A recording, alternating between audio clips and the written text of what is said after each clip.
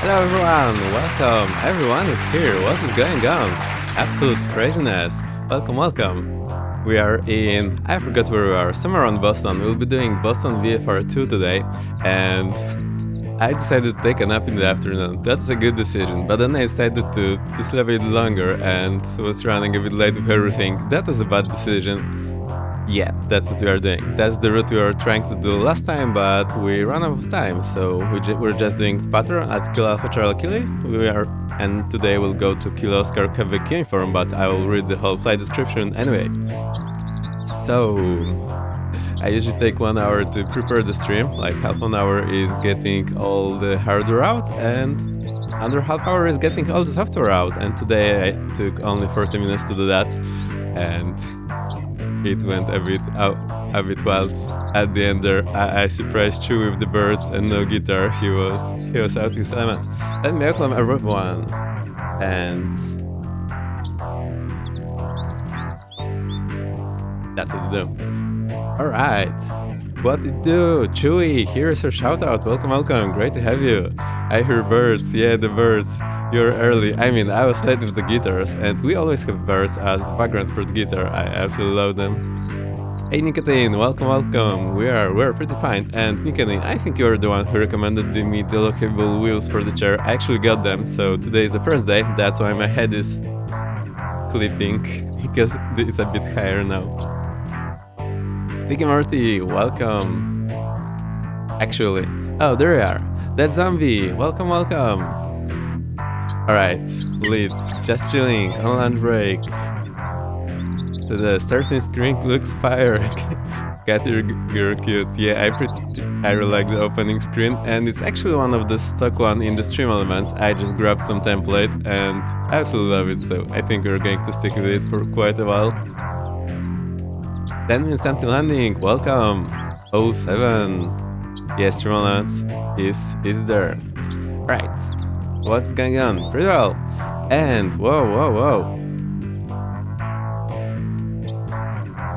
And we have, wait, hang on, I need to learn to read these notifications. We have a gifted from 10 to Chewy. Thank you 10. Chewy, enjoy. And Chewy giving a sub to Jesus. Jesus, enjoy. Thank you Chewy, thank you 10. That's great. It's so fun. Thank you. I appreciate it. Now I have to go back to work. Y'all have fun. Cool Chewy. Enjoy work. I hope you're doing good. Thanks for saving Mike. Nice to have you here. Alright, let me figure out how to do that.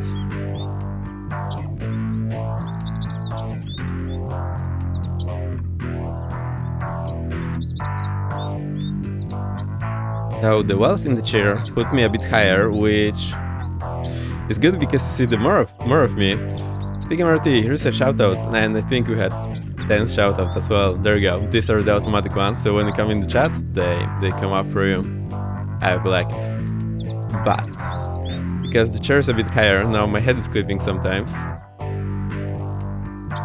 And I need to adjust my mic. Hang on.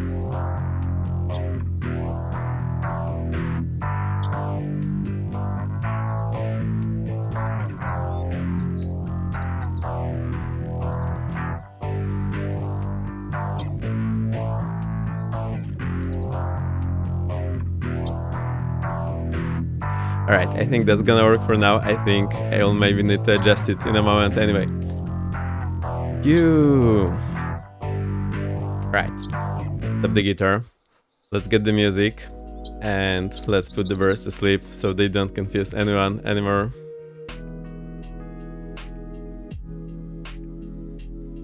That means I need to turn out the guitar stuff, so 1 second.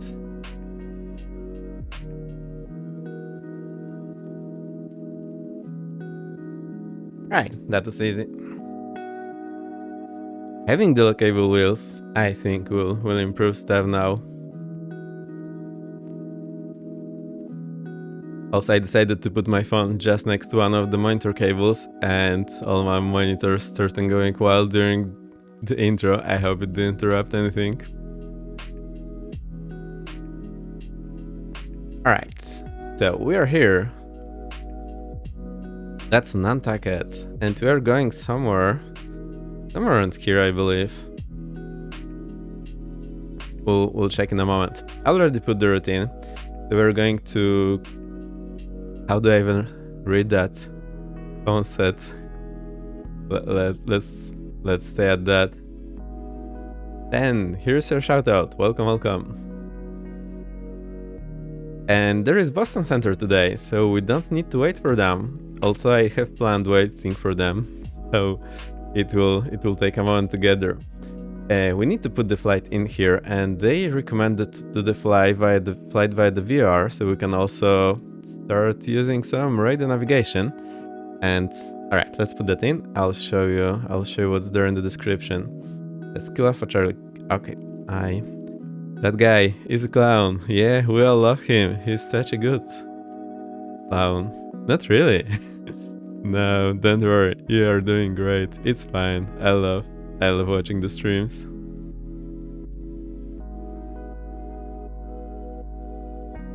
Oh, that's me. Hello.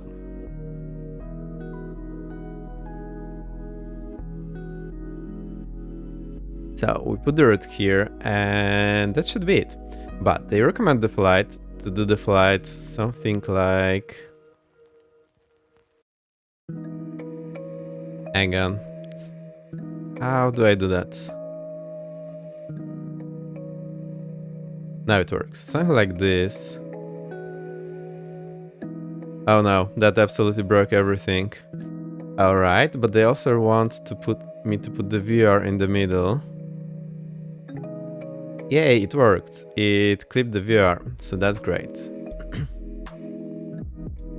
Right, we also need to, because it's not showing this pink line and the green line, which is not giving me the heading, so that's bad. So what I need to do is just add a point very close here. I'll pretty much ignore it, but this will give me distance and the heading, so that's better. Actually, I think what we can do is just put the airport name here.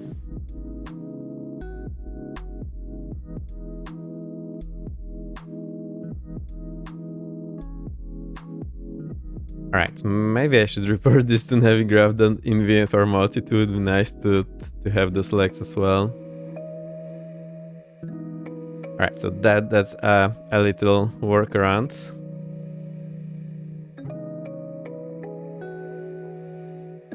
Actually, we can just go to this reporting point. So, Mink.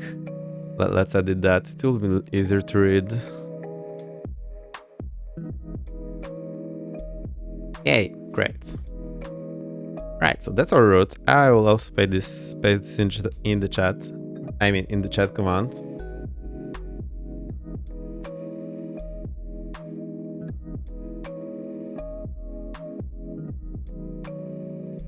There we go, now it's here.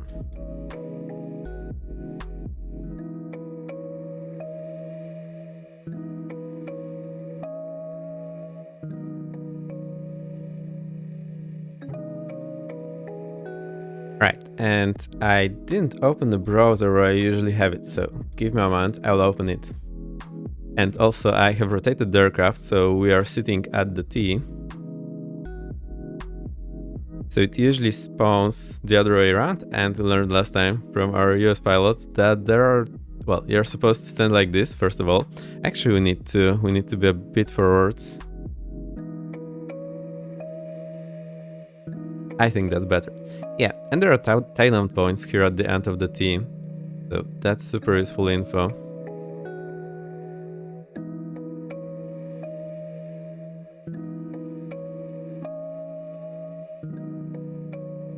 Alright, let me get the browser out, and I will slowly start reading this description for you.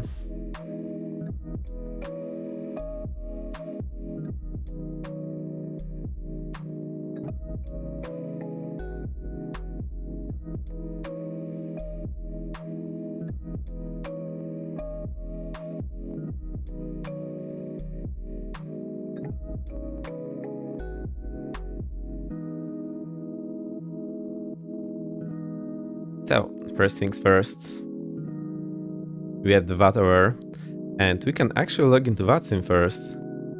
So you'll see me doing all the boring stuff as well. We're somewhere here, and there is ATC. Let's show the ATC. What's the weather like? Right, there's nothing scary here at the moment. That's good. Also, there is something here, so I hope it will not destroy my plans.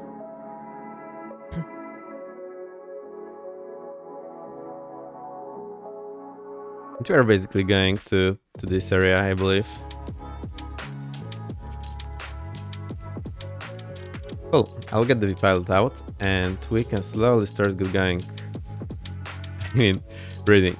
Since I'll take a lot of time to read all that is pretty realistic. When I fly a real plane, I spend a ton of time getting ready about everything.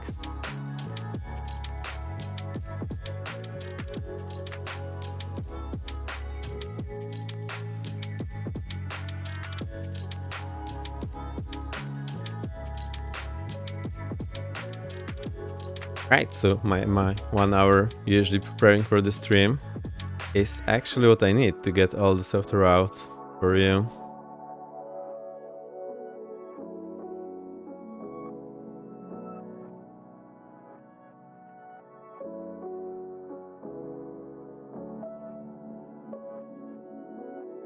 Alright, let's see.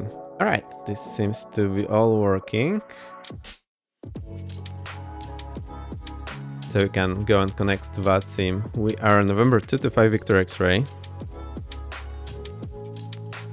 And we are Cessna 152.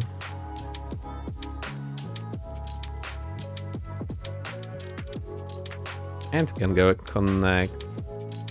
Perfect, this worked. And there should be centers showing in range in just a moment.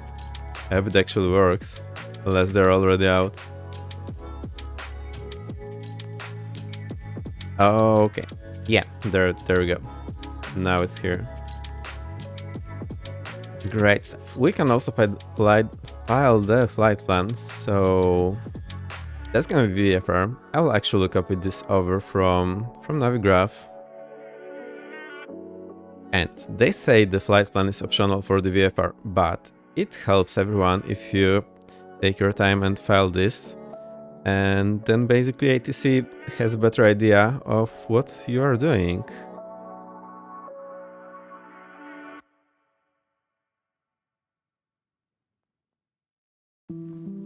Right, we'll be departing, who knows when. Gonna take quite a while. Let me see. Actually, I think 19 is maybe doable. Right, I think we don't know anything else.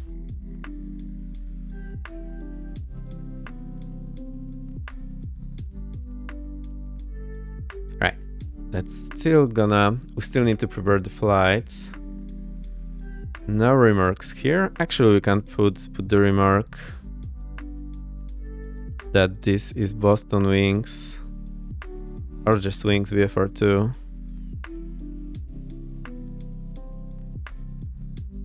Hey Taylor, welcome, great to have you here.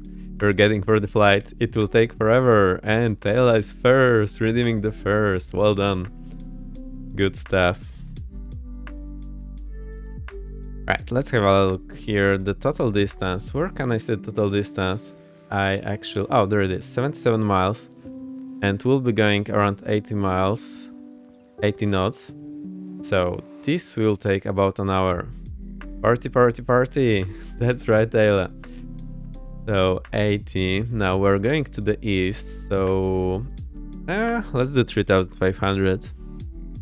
I think this poor little Cessna can get up this high. That's quite possible. Also, I'm pretty much used to flying 1,500 with this small little aircraft. And we also need this equipment suffix. So does the FAA think? It's just a shortcut for what we have on board, and I do have a bookmark here with all the suffixes. I will paste the link in the chat so you can also have access to that. And we are no RVSM, no DME, transponder mode Charlie / uniform. Alright, so that's what I already had. Perfect. Voice send receive. Let's file this. I usually open it again and just check that it's filed and go through this again. VFR, Kilo Alpha Charlie Kilo Oscar Quebec Uniform 1900. Oh, actually that was supposed to be 1 hour. 2 hours fuel. Speed 80, 1500 / uniform direct. Marta Vineyard, direct Ming, direct. Oh, that was not supposed to be here. Direct or destination. Remark Wings VFR 2, send receive. Alright, file it. I think it's a good idea to always go through this second time until you read and it's actually clean. Cool, so that's covered. Now I need to open the Wings flights. So give me a moment because I need to log in there and that's gonna take a moment.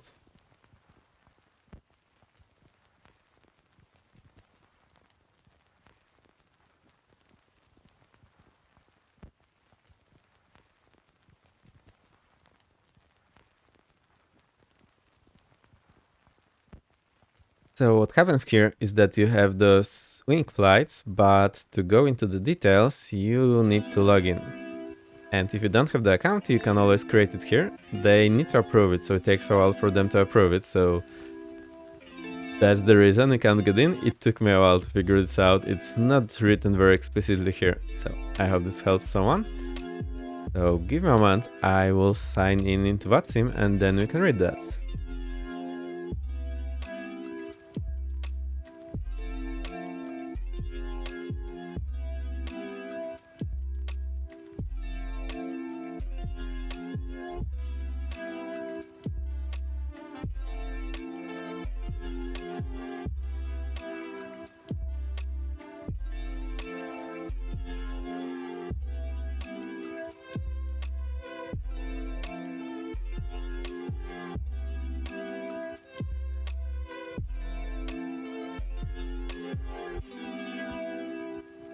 Alright, almost there. I got my credentials, just putting them in.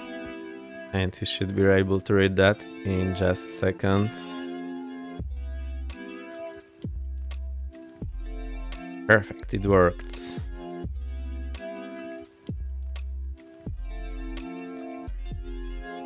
There we go. Here's our flight.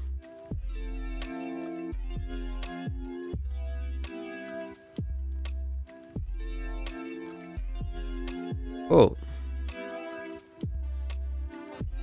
Now you can go take a nap. I'll read all of this. I think it's quite interesting and, well, I still need to know exactly what we are doing. So bear with me. It's gonna take a while. Don't worry about it. So we're doing wings, VFR2, VFR navigation and flight following. Flight following is something we do not have in Europe also. I'm a European pilot, so all this US stuff is a bit alien to me. And when I'm reading all this, I'm trying to pinpoint all those differences. So we don't have flight following here, but we have flight information service, which is quite similar, but you don't explicitly need to ask for it. You basically get it when you're in contact with flight information service.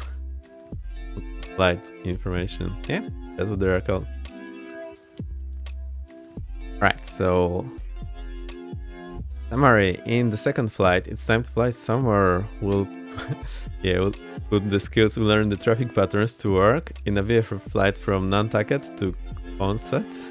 I have no idea how I read that. In the process, we will learn about planning flight following, selecting appropriate VFR cruise altitude and for direction flight, and also brush up on our traffic pattern knowledge. Great stuff. So here the test standard, exit enters the traffic pattern as extracted by ATC, select appropriate VFR cruise altitude for direction flight, communicate intentions to ATC effectively. So this is the name of the game, that's what we need to do. It's good to know the rules up front, so you have an easier time passing whatever you're doing.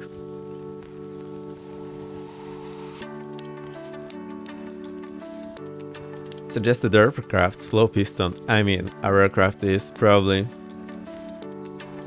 the smallest of them all, the slowest of them all, if not the slowest. One of the slowest, definitely. So that's fine. Alternate airports, and if there is a better ATC coverage elsewhere, we can use different airports, but that's not the case for us, so we'll stick with those. Alright. So, they say, while VFR aircraft are always responsible for maintaining separation from other aircraft and terrain, yes, because these are the visual flight rules, air traffic control can assist in this task through a service called flight following. When a pilot requests flight following, control identifies the aircraft on radar in order to provide advisories, weather updates, and other helpful information as necessary. Right, that's pretty clear. When departing Class Charlie or Class Bravo airports, VFR aircraft receive radar service. Services similar to those provided during flight following. Right, but that's coming soon. We are not doing Class Bravo yet. However, these radar services are determined by the controller once the aircraft is clear of any applicable airspace. Yeah, that's pretty obvious, because once you're out of the airspace, they can't guide you anymore, unless the pilot has requested flight following. But flight following is provided by different units, not the controllers of the class Charlie and Bravo. Flight following can be requested at any point during a VFR flight if a... so that's interesting to me.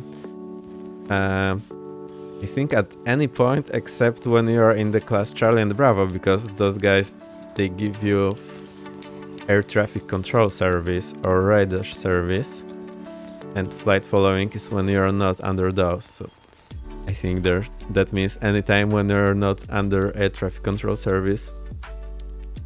If pilot wants flight following and is still on the ground at an airport, it should be requested from air traffic control prior to taxi.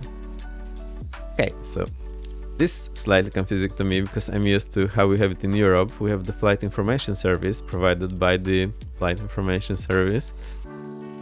I actually realized it's the same name of the ATC, of the facility who's providing that service and the service itself. So here it looks like it's additional service that we have on a VFR that can be provided, and I think then controller passes us to someone else who provided. Alright, and it should be right, when we are on the ground and want it should be requested from ATC prior to taxi, and we say, for example, request taxi VFR departure to Bradley at 4500. Flight following. Alright, and then they reply taxi via something, depart frequency is QoQ 1234, taxi, depart frequency is QoQ, and they always say the type. What is the name of our type? I don't have a clue what's the name. Let me check it. I'm actually curious.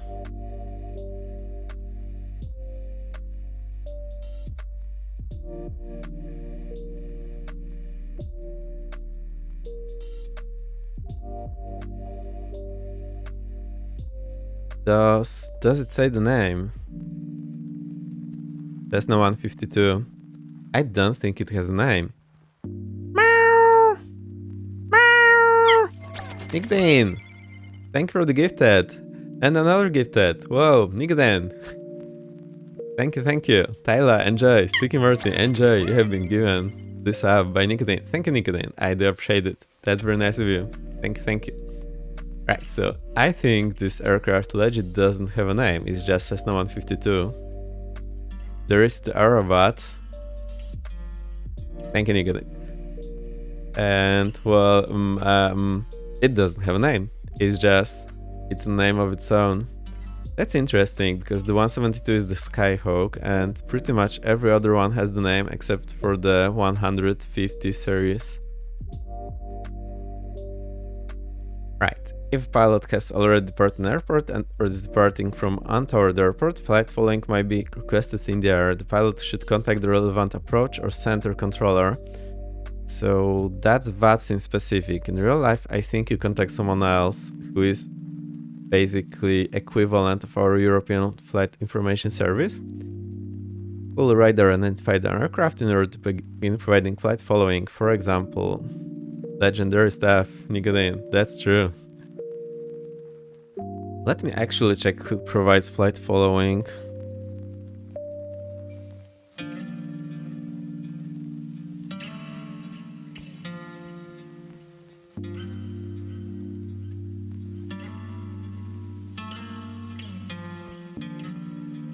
Alright, I think I'll need to find another day.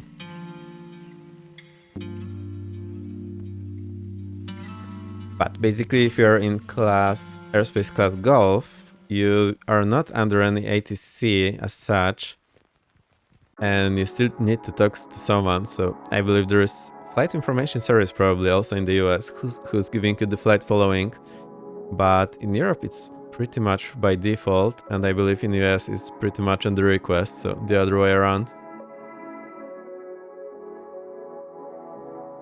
Right, so we are in flight and you say Bradley approach, your call sign VFR request, controllers, flights go ahead, and you say where you are, would like VFR flight following to Nantucket at 5500. Right, they give you the squawk and then they say identified. So I think they give them the altitude here because it will be needed to identify you. To identify you, the controller looks at your squawk and also confirms that the altitude you reported matches what he sees on the screen. That's the reason when you contact any center, you just say your call sign and altitude or flight level, and then can report identified because they have these two pieces of information that they can use to identify you. I mean, the squawk they have been given by the previous controller or they assign the squawk. That's what I mean. Flight following is completely optional service that must be explicitly requested by VFR aircraft. Alright, that's funny. Air traffic controller will not provide it unless asked. VFR aircraft are encouraged to request flight following regularly because of the additional level of safety that is provided. Yes, that's always a good idea. And again, in Europe, we pretty much have it by default. When you're in class Golf, you're super encouraged to be in contact with the flight information service, and when you are, then they are giving you the flight information service without asking for it. You just contact the flight information service and they provide it to you. No questions asked. So that's very different. At least in Poland, that's how it works. It might be different in Germany or whatever else. I have the experience in Poland. And in US, it's strictly optional, which is a bit different. Flight following is available to VFR aircraft on workload permitting basis. Therefore, if a controller is too busy handling VFR traffic, requests for flight following may occasionally be denied. Right, and in Europe, the way it works, at least in Poland, the way it works is they will give you the flight following, but they will give you information workload permitting. So if they have capacity, they will tell you about the traffic in your vicinity. If they don't, well, they won't. You still need to look out, but they are really trying hard to give everyone the information they may need. For beginning any flight, it's important to conduct a thorough flight planning process. Yeah, that's absolutely true, and it takes hours and hours and hours. Also, when you do it a few times, it's getting much faster, especially if you're somewhat familiar with the area, which includes gathering the appropriate charts and checking the weather. Additional information about flight planning is available in flight planning page, right? So we'll go from Nantucket to Quonset. We'll request flight following from ATC during the flight. First, you must plan a route between two airports using a VFR sectional chart, like for example Skate Vector or what's not, or Hayes' favorite for flight. And here's what they are suggesting. So we go to Martha's Vineyard VR, then go somewhere over here in the water and just turn in. I think, shall we open the Sky Vector? Let's do that. If you need a link, please shout. I'll gladly copy it for you. So the US authorities are nice enough to provide the VFR charts for everyone. That's basically what we're seeing here. And that's where we'll be going. Also note that the VRs, they aligned with the magnetic north. So if you look at the meridians here, this is the true north. And you can see that the magnetic variation here is pretty high. And it's actually to the west. I'm used to the east magnetic variation here in Europe. Alright, so they suggest to go from here to the VR just to check how the VR works, and then go somewhere over here and visually follow into this airport. Right, there's also Class Bravo airspace, and this chart is a bit unreadable. It starts 1700 here, 1300 here, so we'll need to remember to duck under this airspace. So we'll need to go down to 1000 feet above, well, sea level.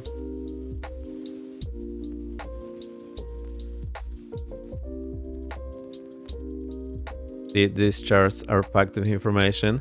Also, I I'm not a fan that they don't have too much of the topographic layer. The charts that I have been using have much richer topography layer, so it's much easier to navigate. But we'll be using the Navigraph. I will also switch off my plane, so I'll be just trying to guesstimate where we are.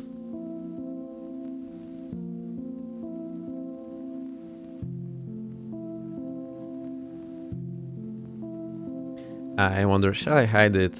I think we can hide it, so we have more of the map. Alright, and the magnetic variation here is 16 degree west. 16 degree west. That's a lot. Alright, so that means if our heading is 0, 0, 0, we need to add 16 degrees for our magnetic heading. But Navigraph is nice enough to do that for us, and I found the hard way that those headings are actually magnetic. So this should also match with the radial that we want to follow. So we'll go to Murta Vineyards. Here we are. That's 1145 on this radial. So we'll just look at the chart and try to identify where we are, plus follow the radial in and out. Then radial out is 281, 37 miles as well. We go to this point, and then we'll follow in. Alright, there's class delta here. Oh, so that's pretty nice. Class delta from Grant to 2500, which is intersecting with this class Charlie from 1300 to 4100. So what about this intersection here? Which one will be in? My understanding is that this delta is just doing a cut inside. Also, that's a bit weirdly depicted. Oh, I think the way it works, this delta may or may not be active at the time. So if it's not active, then the Charlie is here. If it's active, then the delta is here. I think that's how it works. That's quite likely. Right, we also need to have a look at our weather. So let's have a look at that. I like using Aviation Weather from US. They have the meters and TAFs worldwide. The link is in the chat. And the way it works, you scroll down here, enter your airport IDs.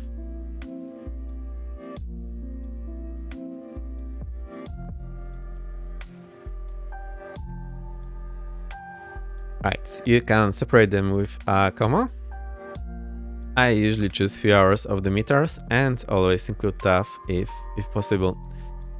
Alright, so here's our departure, wind 130 at 11, 10 miles visibility, clear for temperature 14, dew point 02, altimeter 3000. And the weather beforehand has been pretty similar. The TAF is, well, sky clear, so just the wind changes, nothing here. Our destination, wind 140 at 12 knots, 10 miles, fuel 6500. Right, I believe, at least the way it works in Europe, you can just put Kavok if the clouds are above 5000 feet and you don't need to report them. So in Europe you will usually not see clouds in mid or the sky, although they are there in the real life. But here they are kind enough to provide it here, although well, that's not extremely helpful because you don't care about those clouds anyway when you're taking off for landing. They're just too high.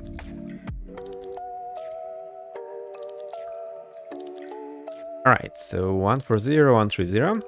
We can have a look at the expected runways then. So I would expect runway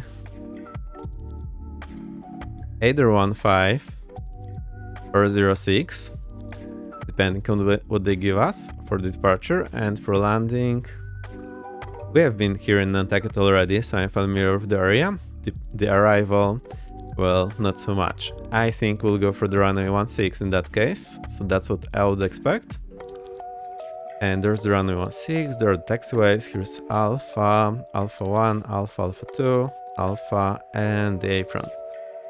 1 apron, 2 apron, and control tower. There's also taxiway Whiskey here and runway 2305. elevation is 18 feet here, and on our departure elevation is 47 feet. Cool.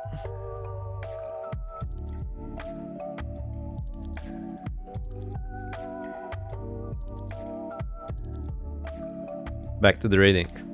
It's ruthless, but I need to go through it. Right, so we discussed the route. We will tune in the Martha's Vineyard VR. Also, I learned the hard way that whenever you have the VR in your route, it's a good idea to get familiar with the names, because the controller will most likely say the name. Also, that seems to be the case in the US and usually on VATSIM. When I've been flying in Poland, controllers usually reported the VR just by its call sign, like Charlie Mike Papa. But here it's often the case that they say the name of the VR, so it's a good idea if you see a 3-letter point in your route, have a look what the name is so you're not surprised when the controller calls it. Right. They describe the route here. As you get closer, so we pass the VR. As you get closer, the entrance to the harbor as well as the well-marked bridges will easily guide you to our destination. It's located just a few miles south of Providence Airport. Regardless which route you decide on, don't worry if you get lost. Along the way, air traffic control will be available for help since you will be receiving flight following. Simply ask for directions and the control will point you the right way. Right, that's nice, but they don't say here how to ask for directions. Actually, tried this on my flights a few times just for demonstration. And well, first thing is you need to be in radar contact, which is not always the case where I was flying. Sometimes you are too low and not on the radar, or you're in mountainous terrain and you're neither on the radar nor on normal communications because they can't hear anymore. That's happened in a few places. So asking for directions is I would request bearing to and say a name. Or maybe there's also a chance that the flight information service, when they are talking, they are not, so they can be talking to someone but you don't hear that. The reason is they have many antennas, so they can be using different antenna to communicate with another aircraft, or maybe another aircraft is talking on the same frequency further away and you don't hear the aircraft, but another antenna is receiving it for the ATC and the ATC is hearing that. So if you have something longer to say on flight information service, it's a good idea to first get their attention and then wait for them to respond. So you can say the facility name and request, call sign and request, or just call sign. So we'll go like the way I was flying, we'll go post the information, 0 Papa 0 Mike Charlie, request, or just the call sign, and once they're done with whatever they're doing, they can also be on the phone with someone else. They will call you back, and then you pass your request. So we say request bearing to, and put some place, and they will look at the scope and give you the bearing. I think bearing is a good idea to say. You can always also say heading, but that's slightly misleading because it should include the wind correction, which they most likely will not give you. Or you can ask them to vector it somewhere, that's still possible. It somewhat indicates that you're lost, but better ask for help than fly somewhere you shouldn't be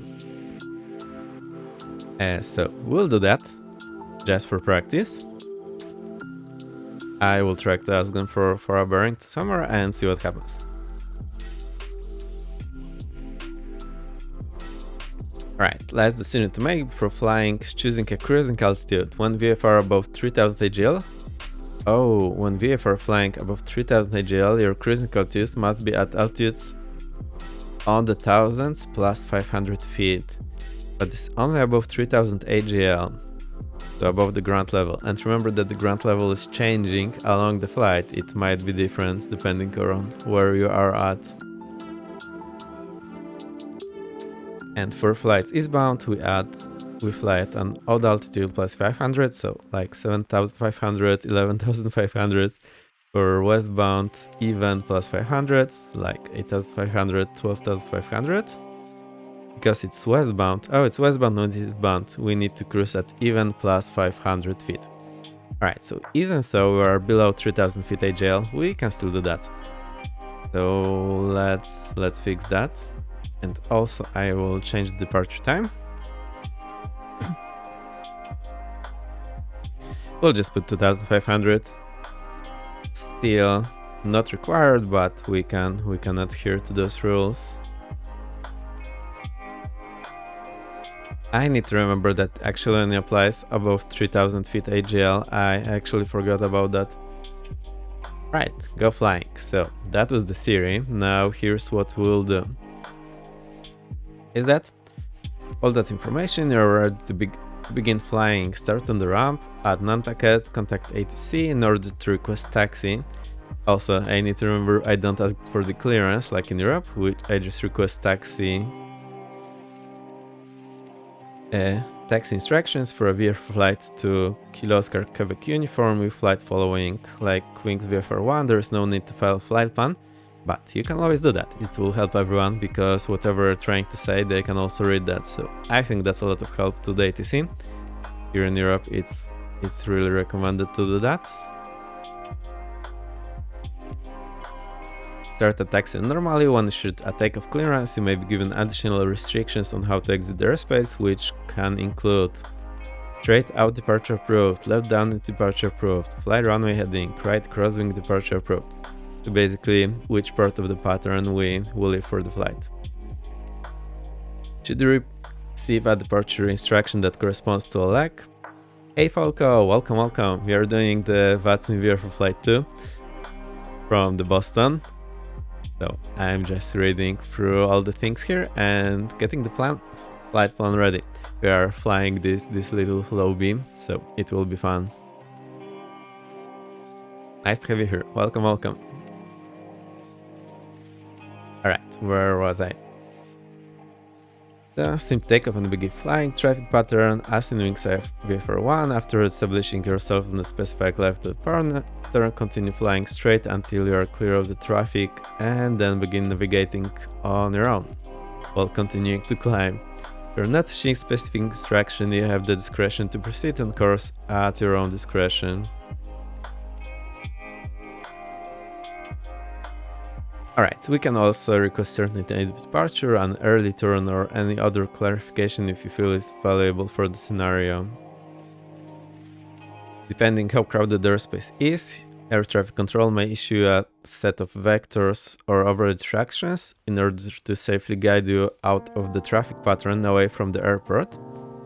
Should this occur, follow the ATC control instruction until you are told to resume all navigation. This may indicate that you may begin navigating on your own towards Kilo Oscar Quebec uniform.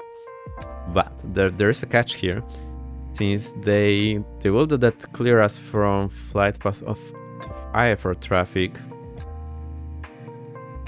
usually, but if there is only other VFR traffic, we still need to look out for them. So even though we are on a vector, we still need to look out and avoid other VFR traffic, because the controller does not have a responsibility to do that for us. So that might be a bit misleading, I think, but that's the idea here. Plus, of course, there might be some traffic that is not reported, so the ATC doesn't even know about it. At some point, ATC will state radar contact, which means you have been identified using ATC radar. Flight following will be provided until radar service terminated. You can expect traffic advisories and frequency changes as necessary, but you can expect workload permitting. So if they forget about you, it's pretty fine, I think. Although maybe it's a bit more strict in the US. In my place in Europe, the way it works, the flight information service would give you advisories workload permitting. So at any point in time, they can just stop giving you advisories. I'm not exactly sure about the flight following, so if they approve it, will they just give you everything and really babysit you? Maybe that's how it works.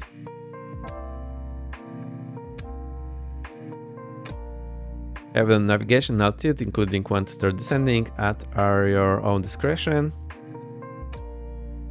And when we are near destination, they'll issue us Pattern entry instruction for a particular runway, join the traffic and land. Right, that's pretty much it.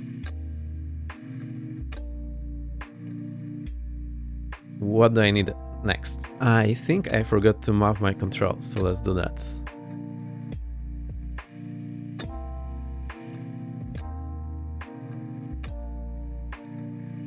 I have them left after the 737 flying last time, which was super cool. I really enjoyed it, so let's change it.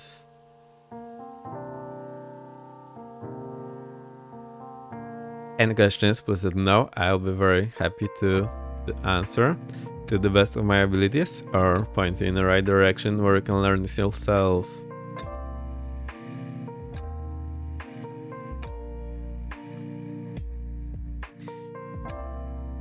This means I can try jumping into the cockpit.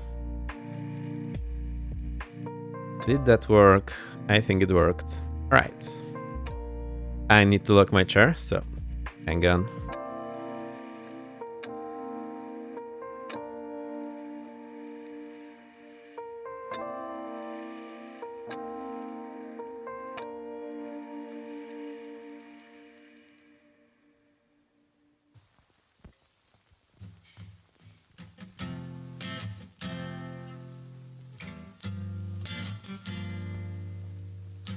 That's it, with the new wheels, that's much easier. Alright, let's see how much clearance I have here to the end of camera. That's pretty okay. The microphone, I need to lower it a bit, I think. Or is it fine? I think it's fine, it's just a bit in the way. Right, that was quite of a lengthy introduction, but it was pretty cool. Also, do we need to calculate our timing and whatnot? I have an urge to do that. Also, remember I have my flight computer handy, so I can always do that. Actually, let's do it. So, what we are looking for, we need our wind, and here's the catch. These are the true headings, true magnetic track that we need to follow. And the wind, the rule is, if you read it, it's true. If you hear it, it's magnetic. That's the rule of thumb. Just remember, if you are reading 80s, it's you hear it, as you hear it in the words. So wind 130 here is true, so I need to add 16. So that's wind 136. So let's average that. So 135. Well, I'll just average the wind. So I'll get 135. Then as we get higher, the wind turns to the right, I believe. Turns to the right. So let's say wind 140, and it accelerates a bit. So let's say at 15 knots, 140, 15 knots. We need to add the 16, so that's 156. So what I do here, I put 156 here on the top.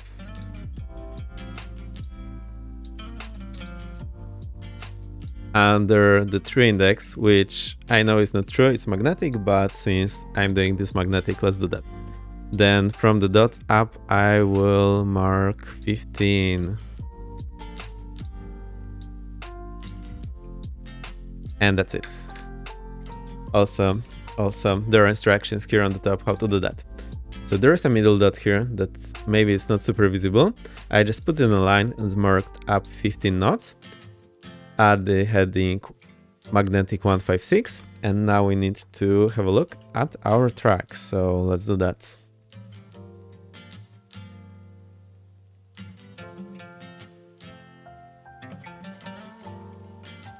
Our first track is 304, that's magnetic. So what I do next is I put 304 here on the top.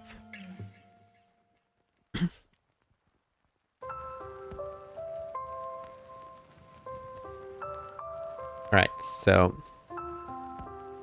I just rotated that. I put the heading 304 here on the top, under the dot, under the arrow.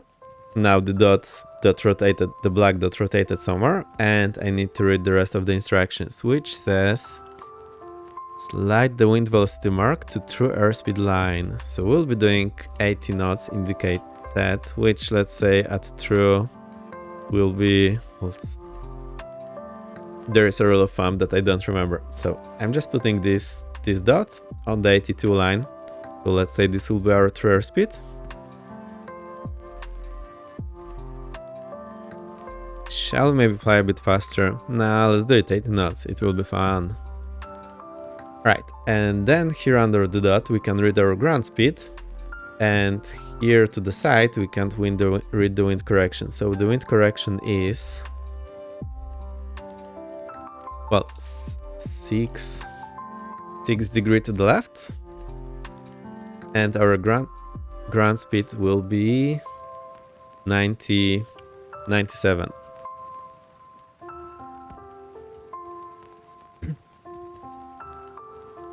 Alright, so let's write this down. 6 degrees left and 97 knots. That's on the first leg. Then the second leg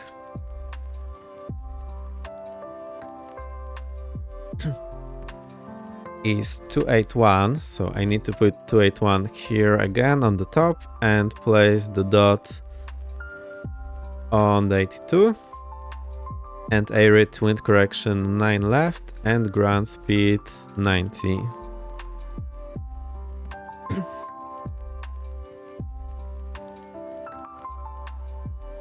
So here's how that works.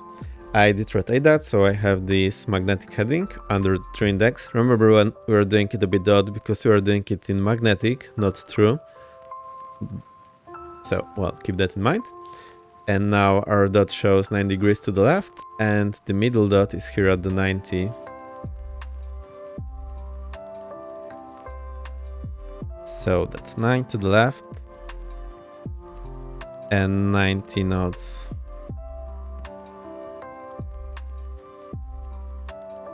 Right, I'll just copy this as well to my notes in VPilot.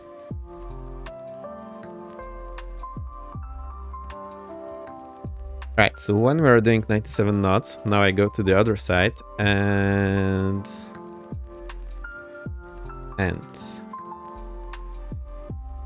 we can use the other side of the flight computer. We can calculate our time. So it's probably not super readable, but I put the big arrow here under the 97, and then I'll be able to tell our flight times. So our distance is 37 miles. No, 26 miles. So let me figure this out. 26 here.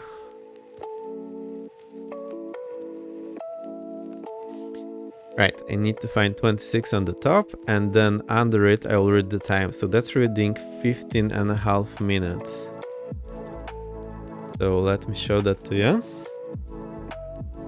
Oh, you're already here.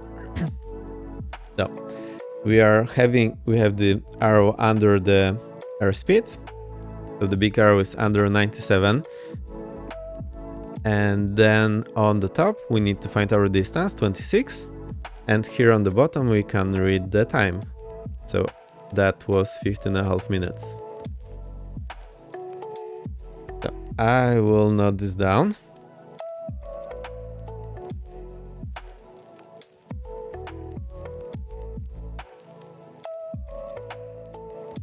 And next for our second leg, we have 9 degrees to the left, 90 knots, and let me check the time that we should have. We'll check if this works. Of course, remember this is the plan.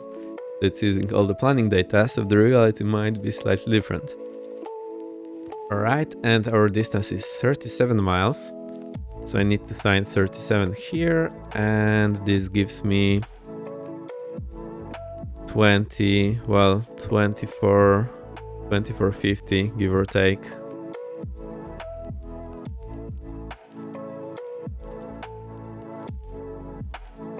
So here's how it works. I did put the big black arrow under 90, and here over 37 on the black shows me that's how much? 2450 basically. So let's say 25 minutes, just to round it up. Right, that's the flight computer, and actually I have been using this for most of my flights in real life because it's just super quick to calculate and I have some more control. I'm just not just dialing numbers in a black box. I can cross-verify if those numbers make some sense.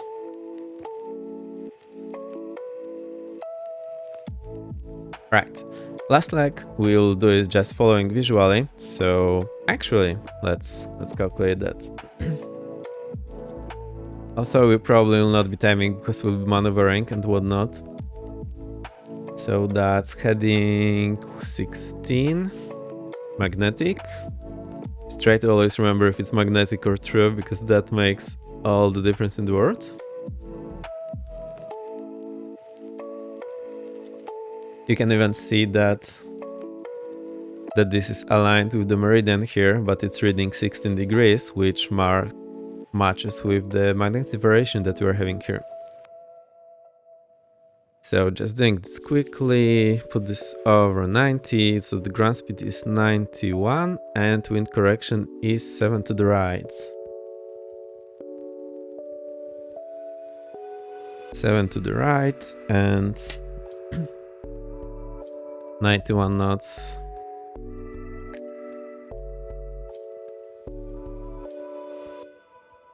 That's why I got these numbers. So I rotated this to have 16 under the arrow, put the black dot on the 80 line, and then read the ground speed here. In the middle, there is a middle dot that you don't see it. So that's showing 91 ground speed and wind correction 7 to the right. 7 to the right. Perfect. Now we go to the other side. We again put our black line under 91. And our distance is 16, so we need to locate the 16 on the black one. So that's just over here, and then read our minutes. So that's showing exactly, well, give or take 11 minutes here on the silver scale. Oh, so let me note this down. I have like this, and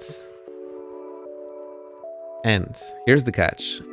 It might be different. I heard this, taking this to your exams in US is not allowed, but here in Europe you can just take it to the examination room and use it during your exams. So it makes your life so much easier when you need to calculate those wind corrections on the exam. So I can highly recommend to get familiar with this tool. And I also have the paper one, which I use in my flying. I prefer the paper one. It's better for me, but you can always check which ones are there and get the one that feels the best for you.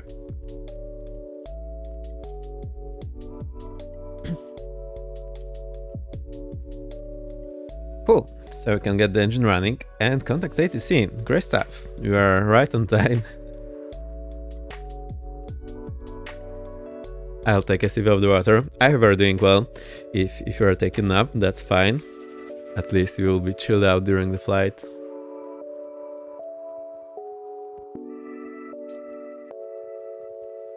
Also, since we smashed the follower goal last time, I have set a new follower goal, but I'm not sure what we will be doing. Tabletop Android, welcome, great to have you here. So I'm lurking now, love the E6B section. Action. Great, I am glad you like it. Also, let me give you the shout out. I had no idea you were streaming as well, so I managed to catch up with your stream last time. And hey, pretty cool. Here's your shout out. There you go.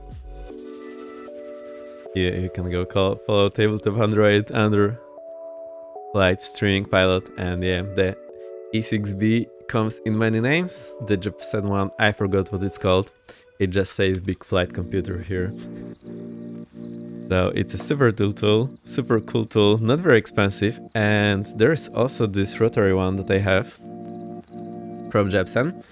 It has all the Mach stuff, so all the compressibility effects and whatnot. You can also calculate that here. So that's pretty cool. And it comes with a book how to use it. So I can also recommend this one. I got the small version. There's a bigger version which is more accurate, but well, because this one fits better in my knee pad, I got this version. Also used it for my exams. And in this one you can also calculate the headings, wind correction, but it requires extra steps, so it's less straightforward than the other one. Yeah, it is pretty dope.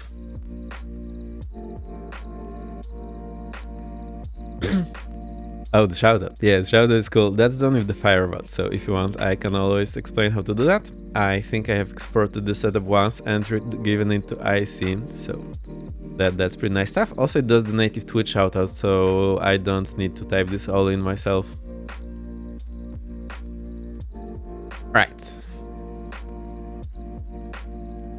Think that was once out. Now the real work.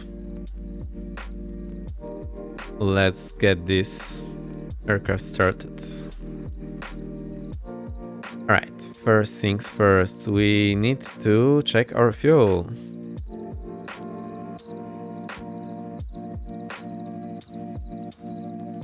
I go here the weight and balance, we have 50, so I think that's 2 hours of flight, so that should be just fine for us.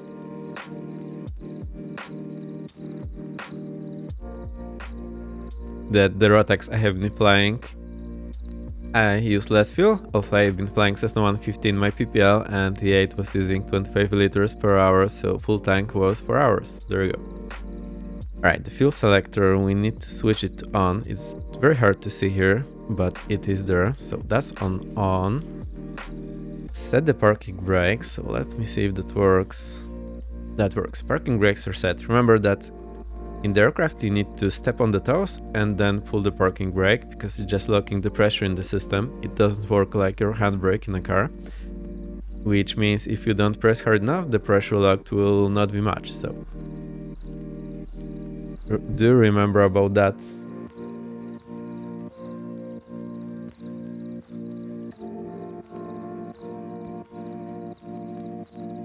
Alright, what else do we want? I think I just started. So, battery on,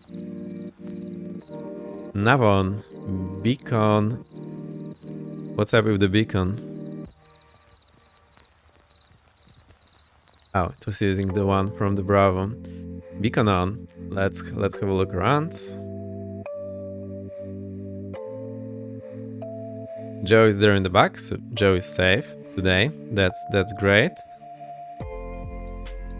Alright, mixture, forward throttle. Oh no, I have the wrong throttles. I have the bang throttles, I completely forgot. Boo, boo. Right, I need to get up and get the actual throttles, so hang on, I'll be back in a moment.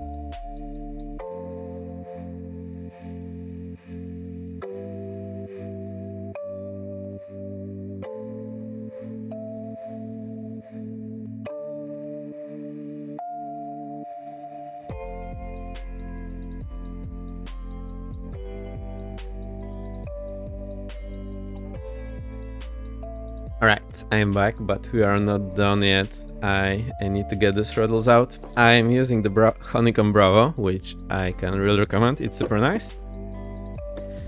And it has those interchangeable throttles, so I have the brake speed lever, which goes back in the box. I have the flaps lever,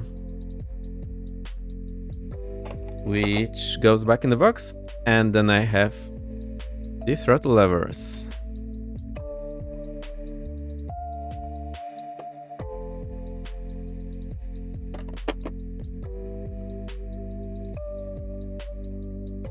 Right, that's all of them out. Now I need to put in the general aviation stuff.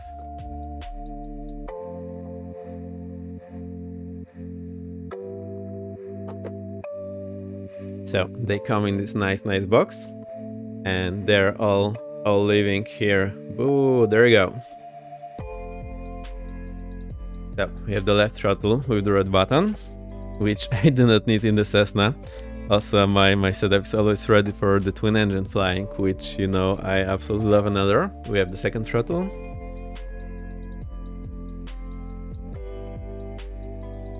We have the prop levers, which are no use in the Cessna 152, but yeah, they're here. It's my next to buy. Cool That Zombie. I can recommend it, but I know it's pretty pricey and you can always get away with the other stuff.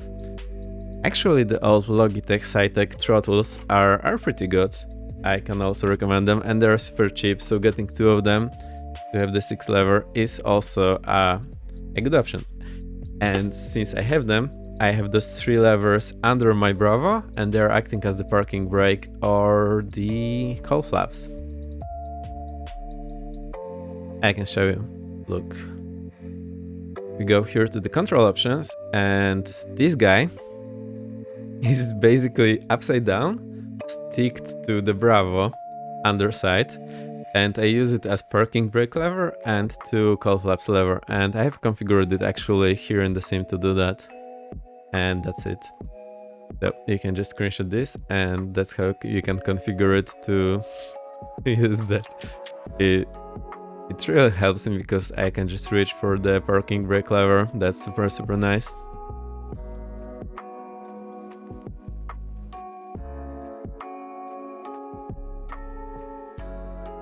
Right, need to lock the chair again.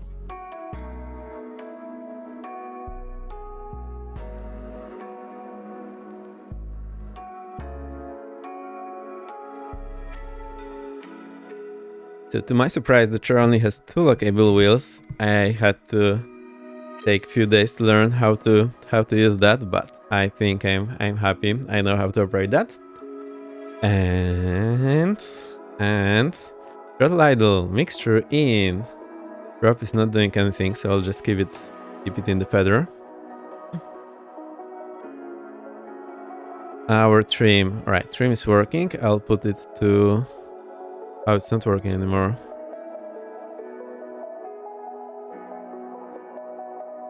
I think my condition broke there. I will need to work on that. I can show you. So I have this configured in the SPAD next, and I think what's happening...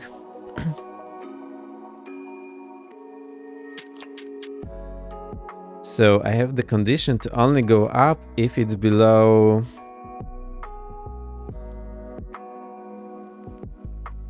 Well, greater than 0%, but seems it's not always working, so maybe I need to edit this.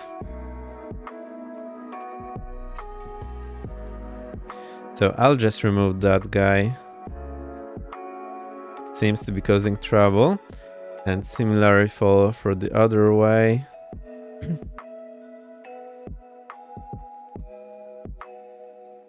Some planes do respect that, some do not. That's interesting. And now my trim is working. Perfect.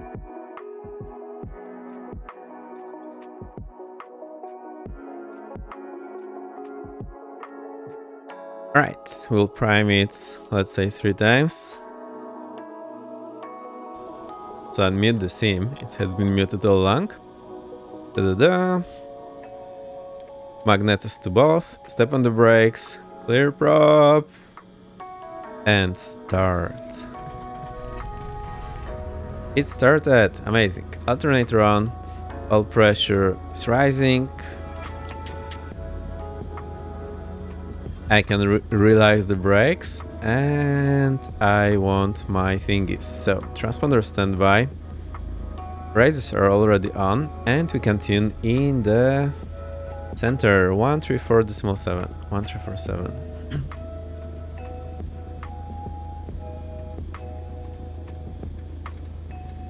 Unfortunately, after one of the recent VATSIM updates or VPilot updates, I am more often than not able to use the COM2. Hey, so, Center, Spark Cargo 501. Can we step out for a couple minutes? I used to be able to tune in. 501, in a couple minutes you'll basically be out of my airspace, so at this time radar service is terminated, change to advisor frequency for your navigation. At least you can hear them. So I know that already. And what I'm saying, we were used to be able to listen to not come to here, but I don't seem to be able to do that anymore. I can when I select the speaker microphone here.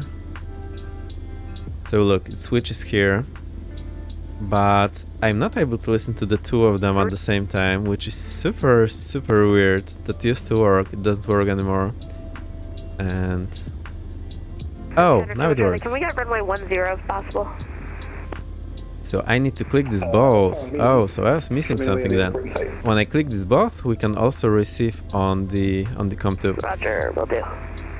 So I'll just dial in 1228. So I can do radio check for myself and see if I can hear myself. That's a lot of turning.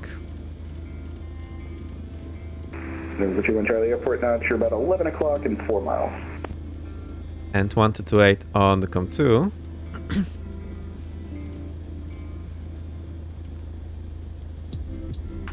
So now 1 and 2 are receiving on the same frequency, and I should do the radio check. So you should hear me twice. Nantucket traffic, November 2 to 5 Victor X-ray radio check. It works. Great stuff. So I'll unclick the both here and switch to the center. Also, one thing I need to do, because I slew the plane around, my gyro compass is totally out of sync. So I need to go here and check that my heading is 153. Also remember, I always try to go in the middle so I don't have the parallax effect, which isn't that pronounced here, but can make a lot of difference in other aircraft. Boston approach, 33 nothing. Have a nice evening. FedEx 311.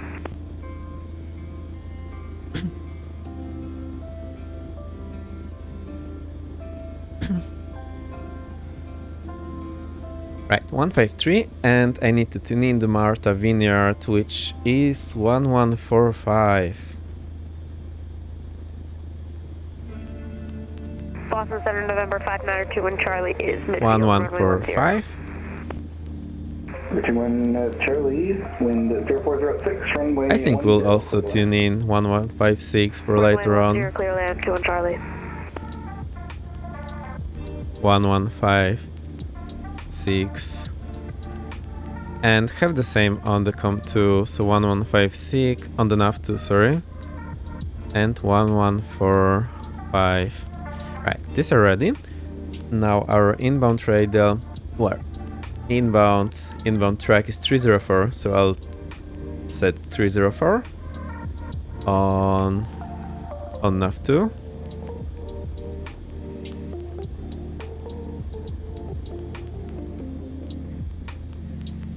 Right, now let's think what we'll say. We'll contact the Boston Center for radio check. So Boston Center, remember, to the 5 Victor X radio check. They will give us the readback, and then what I need to say.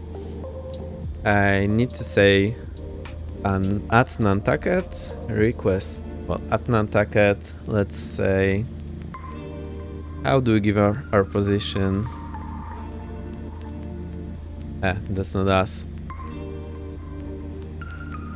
At Nantucket between taxiway Charlie and Juliet, request taxi VFR flight to Kilo Oscar Quebec uniform. Request flight following. Request Boston Wings VFR 2. Right, that's what I'll say. Cool. Whenever I have something longer, it's a good idea to go through this in your head so you do not stutter, but I don't always do that. I very often just forget and do stutter. And there's not so much track, which is good. Right, also get this ready so I can note anything that I need to.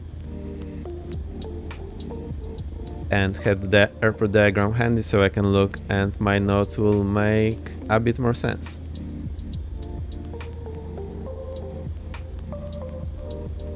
If you have any questions, remember, you can always ask. So feel free to do that. 70 miles, 5981, ready to go, 35 Manchester. Speedwise 5981, wind variable at 3, flight runway heading, runway 35. Now we need to wait for our time to chip in. Runway heading, clear for takeoff, 35, 2 miles, 5981. I think that's the time. Boston Center, November 225 Victor X-ray. Hello, radio check. Number 225 Victor X-ray, Boston Center, regional and quick. Alright. Boston Center, November 225 Victor X-ray. Hello, at Nantucket. Request taxi, VFR flight to Kilo Oscar Quebec uniform. Request 5 following. Request Boston Wings VFR 2. Number 225 Victor X-ray, roger, runway 6, taxi via Echo, your wings VFR 2 approved. Runway 6, taxi via Echo. November 225 Victor X-ray. Right, at the end he said. Number 225 Victor X-ray for flight following squawk 4717. Squawk 4717, November 225 Victor X-ray.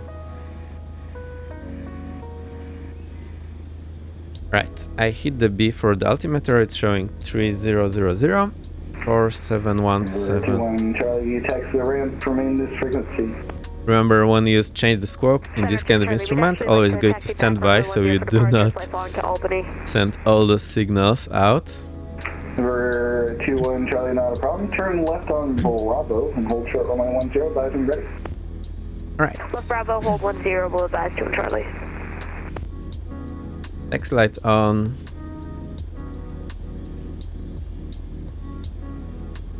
Parking brake released. We're passing through flight level 340 on the Robot 3 Bravo. And we taxi runway 6 via Echo. So just go out here, Juliet Echo, runway 6. 1715 for Delta 1334. Speedmont 5981, radar contact, climb maintains level 320. Turn left direct Albany. 320, left direct to Albany, Speedmont 5981. And we'll do that run up here on this short taxiway part, so we do not trigger the controller saying we're clear for takeoff.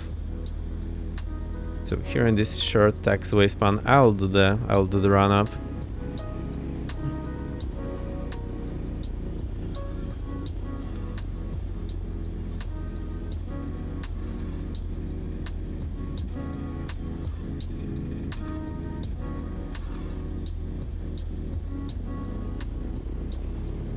Right, that's pretty easy run up here. We go 1700, check temperatures, everything is in the green, fuel is half, and magnetos to the left. There is a drop of 50, back to both, wait for it to go up. To right, same drop, so both drops are within 150 and less than 50 difference between them, and check the carb heat. There is a drop, so it works. That's completed. Oh, and squawk Delta 1334, radar contact. Just want to maintain flight level 230. 230 for Delta 1334. Set flaps 10 for takeoff. We will taxi the end of the runway. We built for the whole runway. We'll use the whole runway. That's how we roll. Right, this wind was 120, so that will be crosswind from the right on takeoff. I always look here on the dial to see where it is. Number 21 Charlie, wind 040 at 6, proceed on course, runway 10, clear for takeoff. Proceed on course 10, clear for takeoff 2 Charlie. Right, slow down here. There's actually a run-up area here, so we could have done the run-up here. Just taxi to the side, and that wouldn't trigger the controller. So, I have the route ready here. I have my V-pilot. I'll just put it here on top, so it's not in the way. I think we're ready to go.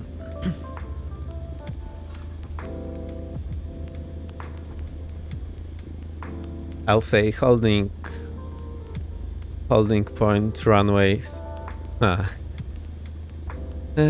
Holding short runway 6 at Alpha. Well, holding point runway 6 at Alpha. Seriously, I'm pilot. Excuse me, sir. Welcome, welcome. Great to have you here. If you have any comments, please shout. If I'm doing anything wrong, please shout. I do enjoy learning. Charlie, can we expect 10 at Albany as well? And I'm not super familiar with the US of flying, so you're in your I'm fine with that if you backyard. Oh no, we're just getting out of here. That's so cool. Nice. So I'll say Actually, we can take 1, 2, and Charlie. holding short runway 6 Number at 21 Alpha, Charlie, ready for you're departure. contact, and the Albany Airport's going to be about your 12 to 11 Awesome. o'clock I use the flight and computer 6 miles to before the field is set. calculate our VFR We'll report flight. 2 and Charlie. Nantucket, I fly to all the time. Cool, that's so cool. It looks like Bahamas, but it's probably way colder. Alright, let me say it. Holding short runway 6 at Alpha, ready for departure, November 225 Victor X-ray. November 225 Victor X-ray, wind 120 at 10, turn left on course, runway 6 clear for takeoff. Runway 6 clear for takeoff, turn left on course, November 225 Victor X-ray. Right. The strobe on, taxi light 2, descend and maintain 5 off, landing light on. Kilo Alpha Charlie Kilo, Kilo Hotel Yankee Alpha, Kilo Papa Yankee Mike. I don't know those ones. Just bounce around the Cape and islands. Oh, cool. Left down 1, we'll report midfield 2 and Charlie. One quick look, no one there. Also, you can always fly along on Europe North, on the VATSIM if you want.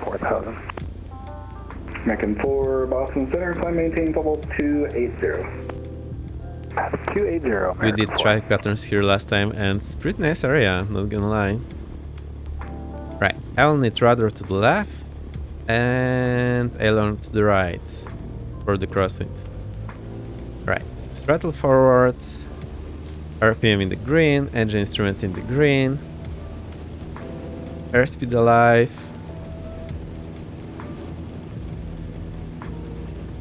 $60, rotate. Whoa, whoa, whoa. Easy there. 70, so my trim was a bit too much down. Charlie's midfield, runway 1. 70, going to the climb. 21 Charlie, wind calm, runway 1 clear land. 200 feet, reduce power, 24. 300 feet, right now, flaps up, trim up. Okay, I can release the rudder, go into the right rudder that we need on the climb out.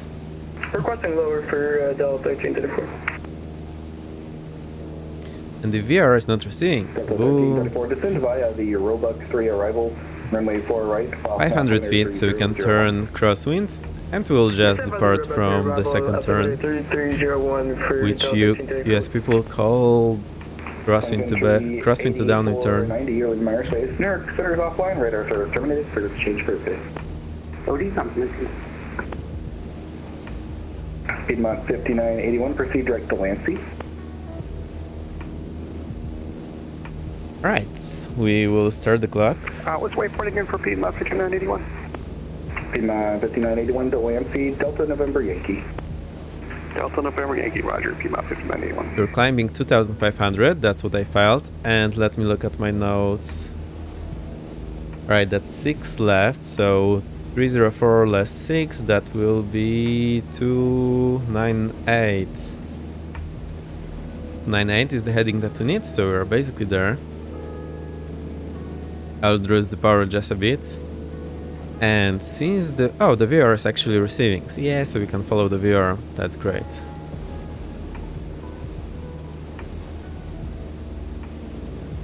I wonder, seriously, I'm pilot, I wonder how this place is in real life. Is it like Bahamas or Florida, or is it just super cold, or depends on the time of the year? Right, 2000 almost, so 500 to go. Clock is ticking, we are doing a bit slower. Let's maybe accelerate slightly in the climb.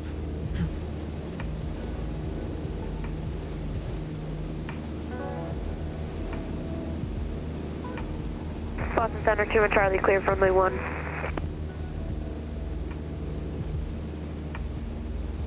And 2500, level off, accelerate, Charlie, you want to go parking or are you taxiing back up? it's 80 knots and reduce power. I think we'll need something around 2000 RPM for the 80 knots. We're gonna taxi. Then you have it on Discord, check it whenever. Great, thank you. I'll check it after the stream. So cool, I'm excited. Charlie said you are going to taxi back up. Right, Affirm. so looking at our route, Your direction of flight. we go over those islands here, Yeah, we're and going south then to, there's Martha Vineyards 4 Bravo Island. 0. 521 Charlie, roger. We can do a couple of things here. You can just make a 180, and I'm going to give you an intersection departure there. You can Right, back since taxi, this is not constant stop or rate, you can cross the constant runway speed and prop, go I need to in adjust my with RPM it. based on the airspeed. I mean, I need to adjust my throttle for the RPM based on the airspeed. For runway 1. So I need 521 Charlie, roger. Just make a 180 there. We'll put size when you're ready. and level off. Great, we're on the radar. Roger, will advise to 2298 basically. So the wind correction is working. We don't read the ground speed, so we'll never know. Now we're a bit too fast, so reduce the throttle a bit.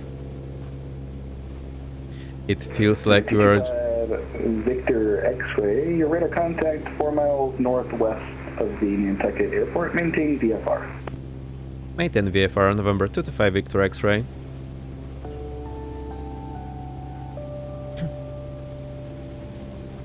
Oh.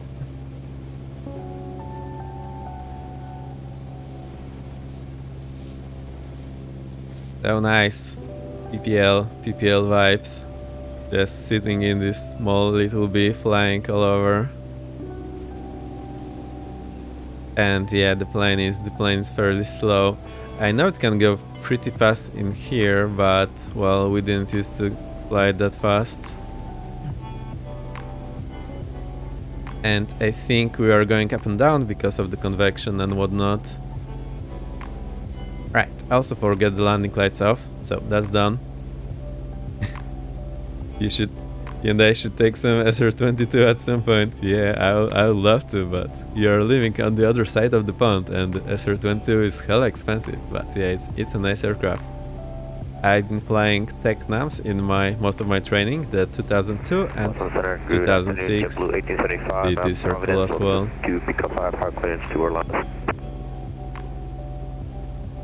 Okay. Now we're too fast. So, I think because we have all this convection, I just need to adjust the throttle and everything all time here.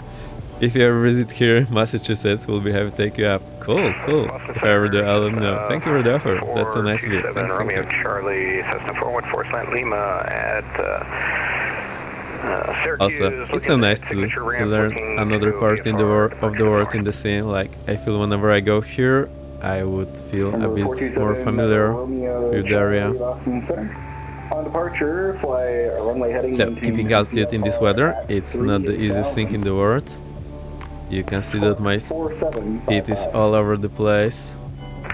Alright, runway heading VFR 3000, 4755 for the squawk. So, that's where we need to go. 7 Romeo Charlie, Rebecca is correct. Advise ready to taxi. Well advised. The wind just absolutely amazes me, the graphics and the accuracy. Yeah, I mean, it's not exactly real life, but it gives you a good idea. Like, flying Misfits during the week, fly for real on the weekend, people need to give Misfits more credit. I agree. And anything is really good for training if you use it right, like, it has just so much value. I have that one's for us. American 2, turn left heading 230, descend and maintain 3000. Even a bad-looking sim can be a great training for IFR, VORs, understanding things. XV1 is recommend along too. Yes, I tried it, I have it. I just don't have time to fly all the things, but yeah, I have it. I have a ton of planes. And the rate navigation, I think, works a bit better in the X-plane. Number 801 Papa Alpha Boston Center, wind 090 at 8. Fly runway heading, runway 6, clear to take off. Now we are going up like a rocket. All the checklists, but also, I'm not sure if you know, but Misfits has all these quirks with the radio navigation, like the ILS will transmit both sides of the runway in US often, so you cannot really fly the back course because it's the normal localizer for the opposite runway, and you cannot shut them down. And also there was a bug that the DMEs were not working on the back course, and I think Navigraph fixed it in their dataset. So there are quirks all over the place. 33.0. Why are we going so fast? For Delta 1334, you have a good day. Good day. And the cumulus clouds are telling me there is a convection here, so that's what I'm finding at the moment. And here's our little beam. And those islands look super nice.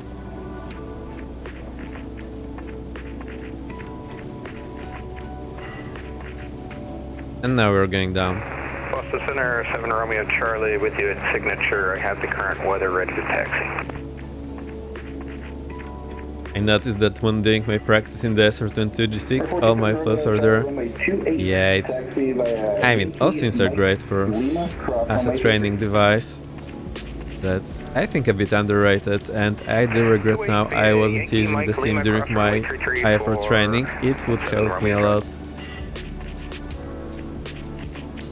Yeah, in the Misfits now, it's so much better because the graphics of the terrain, that really makes a difference as well.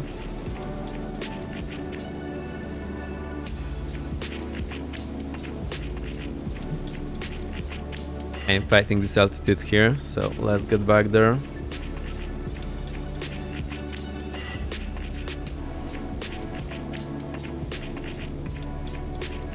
Right, the VR is somewhere mid the islands, so I would guesstimate somewhere over here. We are still on the radial, so that's fine. Author heading is a bit out. November 59er 21 Charlie. Did you want flight follow? Affirm, 21 Charlie. Roger. And 59er 21 Charlie, you are radar contact. Maintain VFR. Maintain VFR, 21 Charlie. Alright. Almost there. I think. Charlie, the South Albany Airport, 12 o'clock, 8 miles for field site. I think now we are in the sync area, so look, my power setting is super high, and we are barely climbing. And we'll take runway 19 if you don't mind. It's an uncontrolled field, so that's going to be up to you.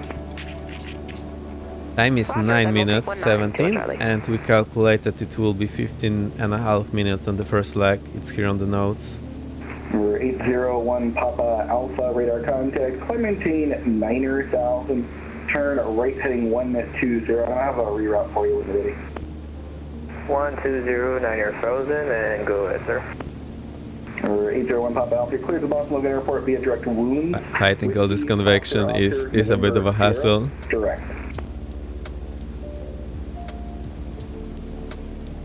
Yes, the Boston VR Romeo Uniform India Zulu Echo, and then direct. Number 1 Papa. Okay, negative. That's not even close. You have to listen to me. Stand by one. Just fly heading 120. American 2, turn right, heading 030, join the localizer. How are you doing there? I don't think people realize, so when I leave KPYM, Plymouth, and went to Groton, Charlie Tango, Oscar November, it only took me 25 minutes, 2 states away. SR-22 is a bullet, wow, amazing.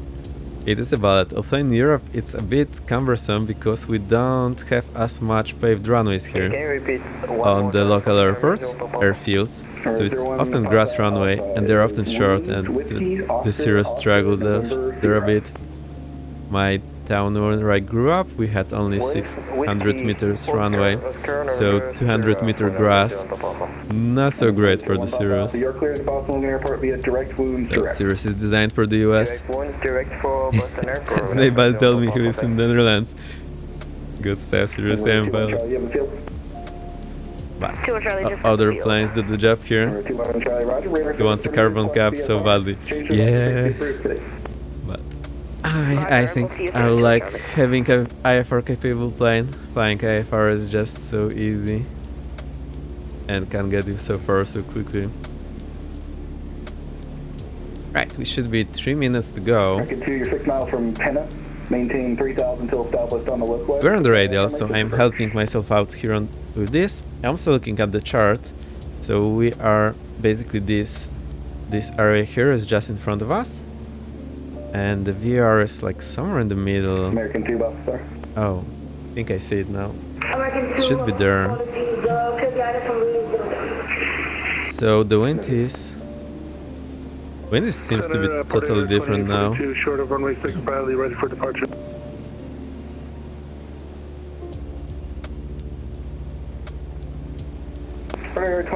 Actually, we just got on the other side of the radial here. 0908, fly runway heading, runway 6, clear for takeoff.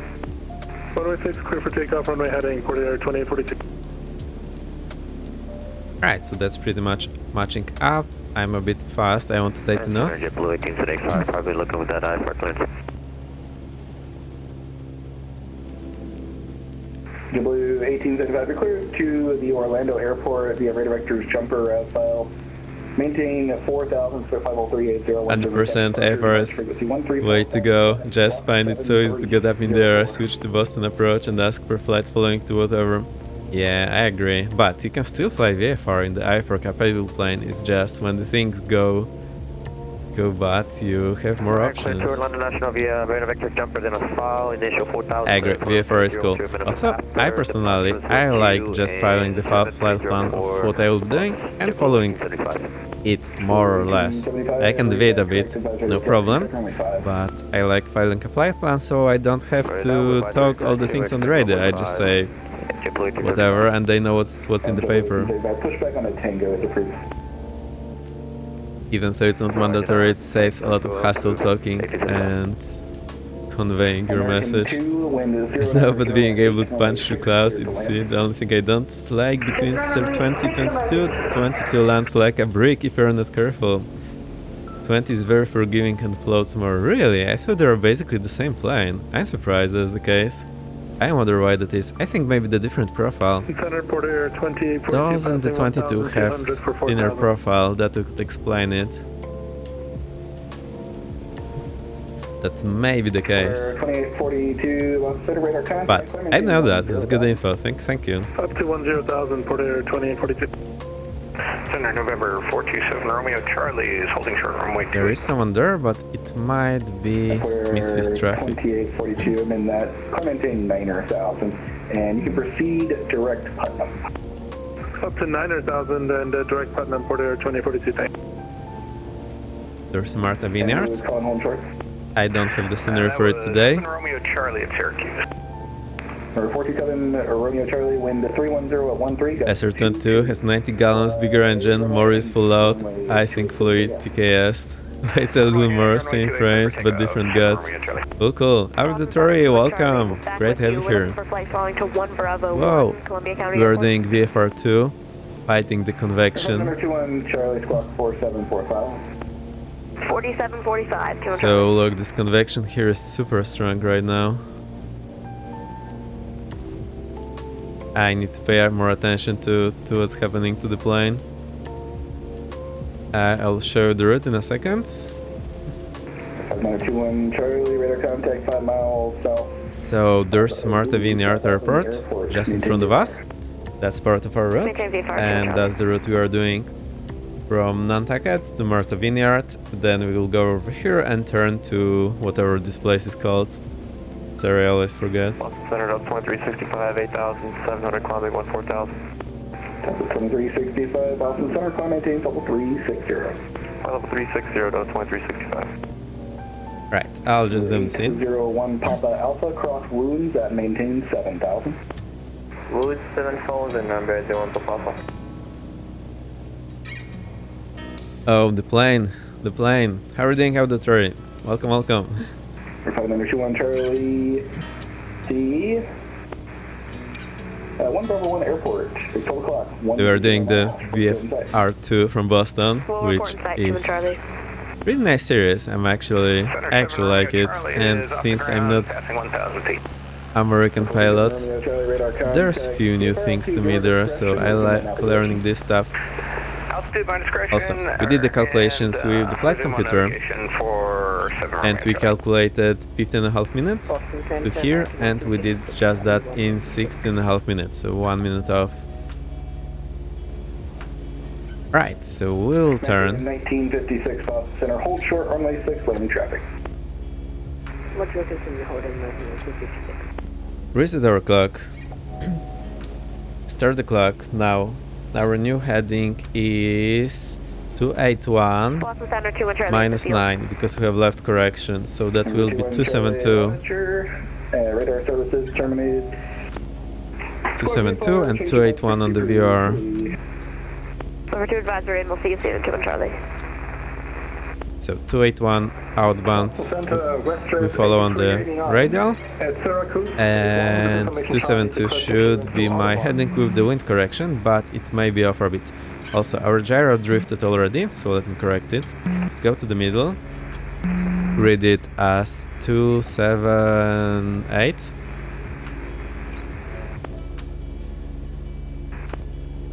There we go. WestJet 83, 89 Boston Center, clearance our class. Now we're doing pretty fast.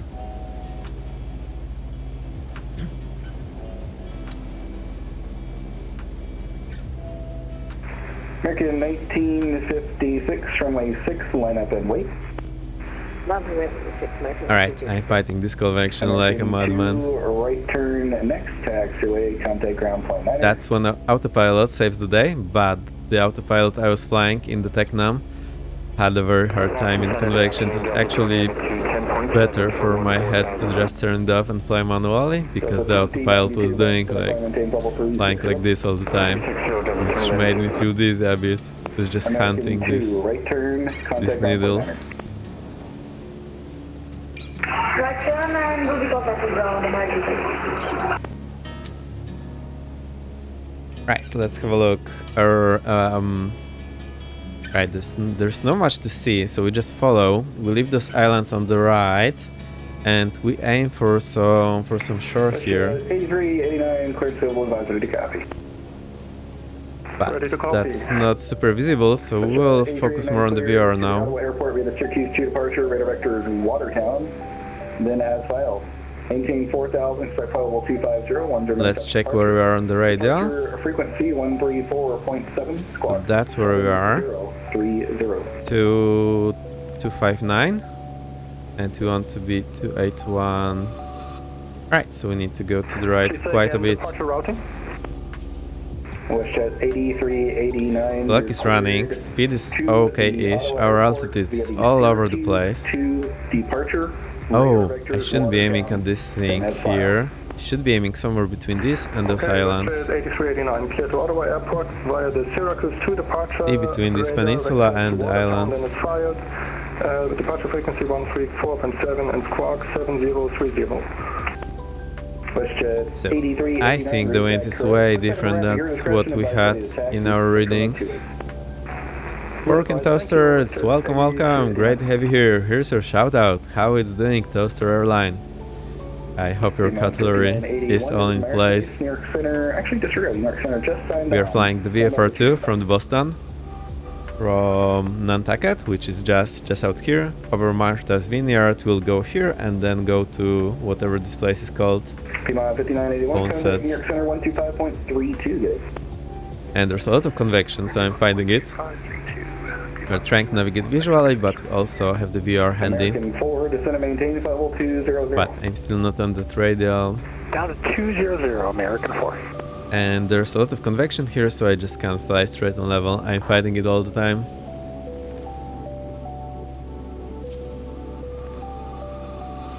Should fly to concert this weekend. Cool! We have the man on the ground. Great stuff. Get some footage for you. Oh dear. I can always check on the Google Maps as well, but if that's one reason for you to go flying, do it. Whatever this place is, just the words I want my pilot to say. I know what the place is, I just don't know how to say the name. Onset. Onset. I'll figure on. Stay on Onset. Always looking for an excuse to take serious somewhere. Cool, cool, good stuff. 1 Alpha 1, Green Acres. American 4, contact New York Center 125.32. 125.32 for American 4, have a good day.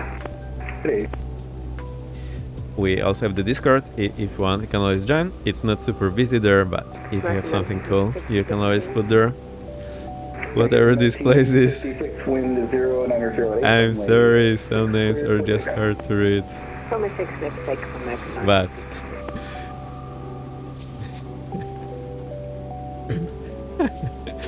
thank you, seriously, I'm a pilot. That's so fun.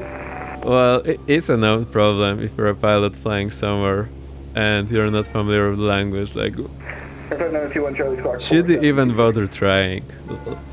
4726, 2 on Charlie. Saying the name of the city I live in is pretty difficult for everyone, so I don't blame anyone. It's fine.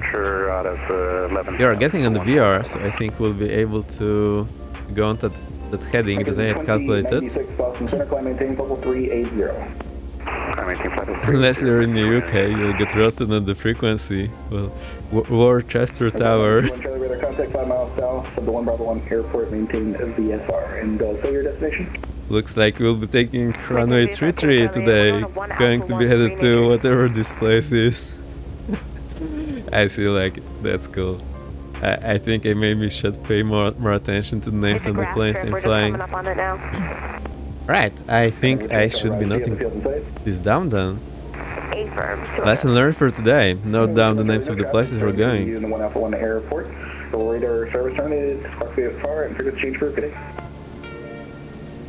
No traffic and frequency change approved. 2 on Charlie. It's been fun. See ya. Yes. For 28. Ooh, I just noted it. Nantucket to Conset. I just wrote how I would read it, Conset, so I don't get the stutter all the time. And Forky with the 70T emote. Great stuff. I think you're the first one to use it. Thank you. Taxi via Tango Echo Mike. Tango Echo 5 to runway 5, JetBlue 35. We have some crazy wind correction here. A lot of emotes. No, I only added a few. I've only like used like 30 out of 1000, so you know. But I added the one you had. It's amazing. November 4, T7 Romeo Charlie, leave my airspace, radar service terminated, frequency change for today. Awesome. Perky, I went through the trouble of adding the emotes from few of the animes I like. And there's also the base. Good afternoon, JetBlue 891, we're coming through 9,000 up to 14,000. JetBlue 891, yeah. Center climb, maintain level 340. Alright, up to 340, JetBlue 891. That's sitting very comfortable around campfire with its friends. It's a banger emote, I totally agree. Climb 200, direct views, American 1960.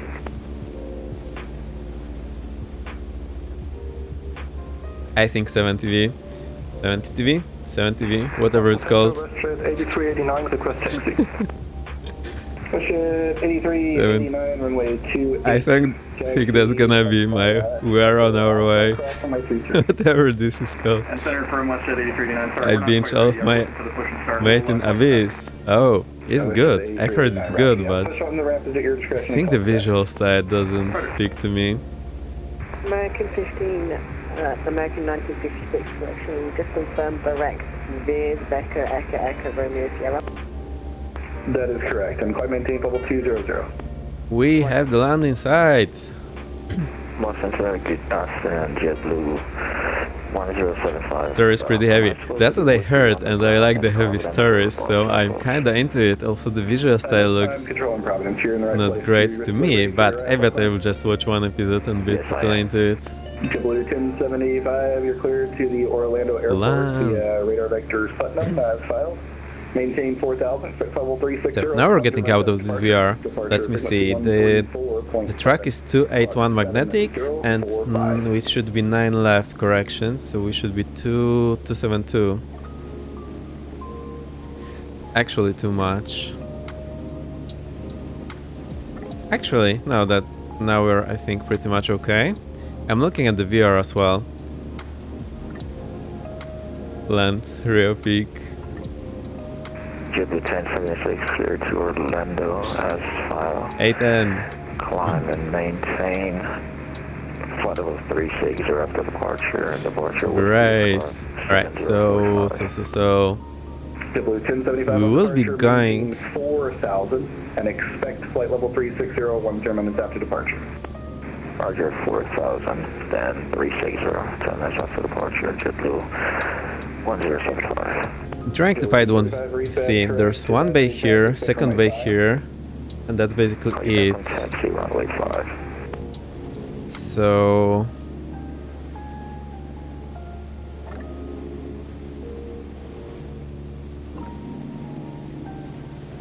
There's a peninsula there. And there's one very far in the back. So there's some peninsula there very far in the back, I think. And the bay we're going to maybe is... Right, so we're just passing these islands. Ah.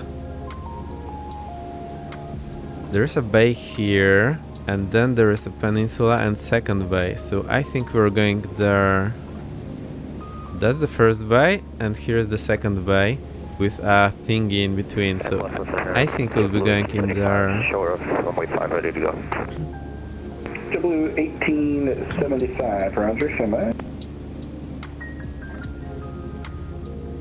JetBlue 1875, wind is 090 at 5. Yeah, that pretty much is what I'm seeing. There's a bay here. And there's the thingy, and we'll go in there. And we're looking for this thing, Point Judith. Right, let's see how we're doing. Altitude is okay, heading's okay. Whenever I'm looking at the side, I lose everything. Now the convection silence out a bit because we're over water, I think. So let's climb slightly, reduce the power slightly. Now it's smooth sailing. We're staying on the VFR radial that I dialed in. That's good. We need slightly left still. So flying pure VFR can be quite confusing at times if there's not much to see. Matt just drives and tells me VFR is fun. USA VFR looks like a minefield. You know what's the biggest problem for the US VFR for me personally is this. Like the topography here, basically non-existence. Bump on number. Yeah, but like there is very few topographic layers here on this chart. The chart I had in Poland, it was way richer than that.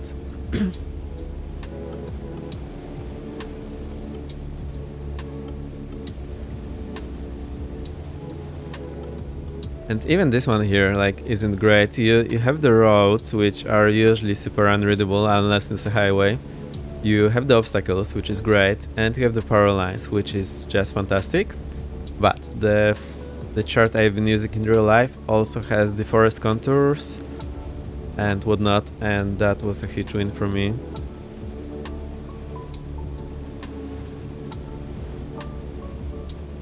Right, we're trying to stay within this 200 feet bound.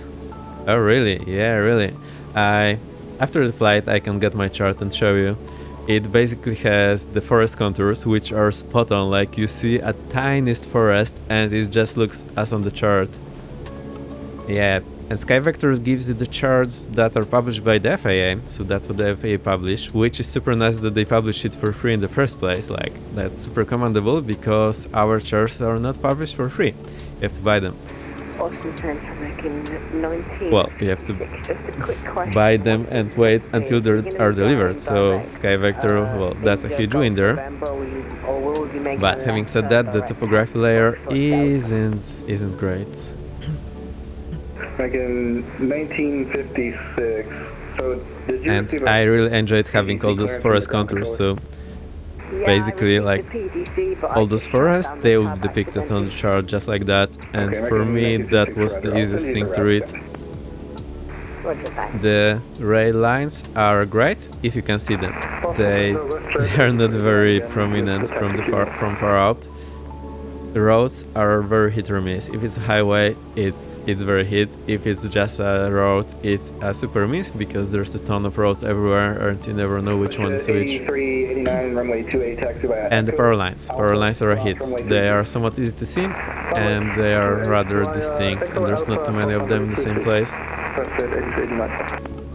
Obstacles are a bit hit or miss because not all obstacles are on the chart and not obstacles are very prominent. 10,000, turn right direct jumper. Right, our fuel is somewhere around third, well, just below half, so we are doing good here.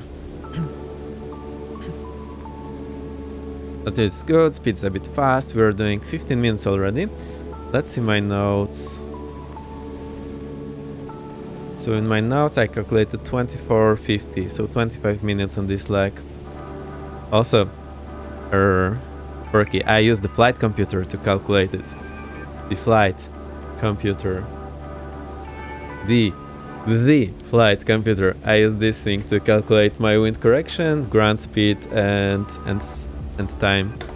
I use this on my VFR flights in real life and that's such a nice thing. I can recommend to learn using that. I showed you the metal one, which I bought only for the exams because it was supposed to be more precise, but I do prefer the paper one, which is cheaper, lighter, and is precise enough for me. Victor X-ray, the Clinton State Airport at your 1 to 2 o'clock, 17 miles, port the field in sight. Will report Consett inside and request bearing to Consett November 225 Victor X-ray. Number 225 Victor X-ray, I show Quantum State about the 335 heading, just 335. Copied, thank you, November 225 Victor X-ray. Right, I promised to do that, so whenever you are in flight, you can say, well, if you are feeling lost or not super confident or for whatever reason, you can always ask them for bearing to somewhere. As long as they have you on the scope, on the radar, they will have that. So you can tell them, well, we'll say Boston Center, November 225 Victor X-ray, they'll come back, well, go ahead or pass your message and we'll go request bearing to Consett number 225 Victor X-ray. And then they will give us the bearing like I just did. So that is the thing I promised to do and we did it, so that's great. Now it's looking more like what we have in the chart. So there's this first bay, there's the second bay with the islands in the middle, and here's this peninsula. And looking at the chart, here's the first bay, second bay with the islands and the peninsula. So that's it. But that's basically unlimited flight visibility.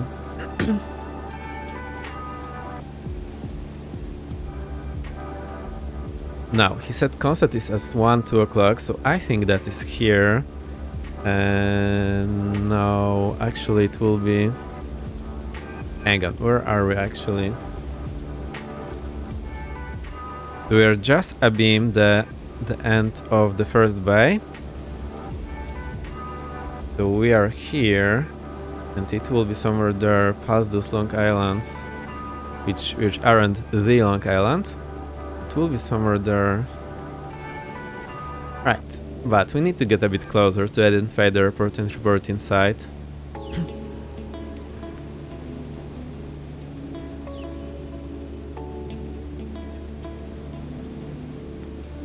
So it will be somewhere here. Somewhere here.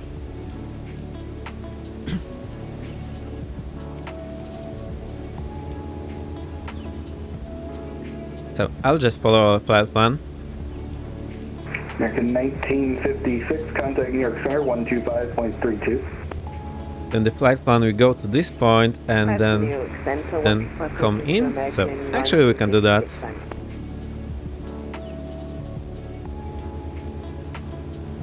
And just follow the shore between those islands here. It's just, this plane is so slow, like we are already there, but it's still so far out. Still 6 minutes to this point that we had over here. But the point we planned is somewhere here. I think we'll cut it short and just go there.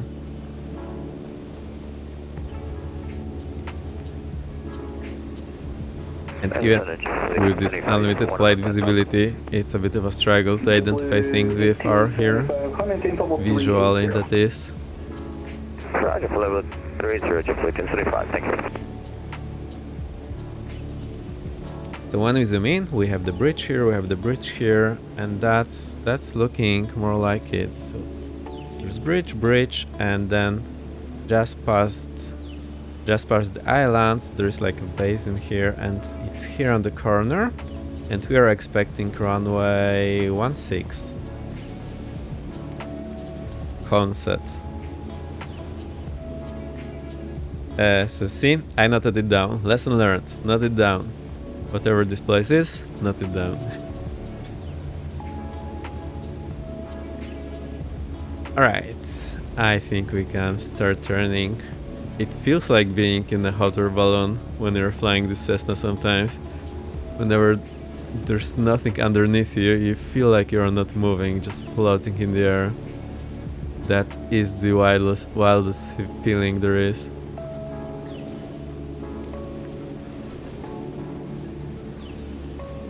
English spelling is hard anyway. Not even that it's hard, like there are no rules. I mean, there are rules, but there are different rules everywhere. There's the zombie! Welcome, great to have you here. I saw some lights and realized maybe it's you. No, actually realized maybe it's Misfits traffic. I turned on and it's you, great. You are leading the way. Awesome, haven't done any screenshot today.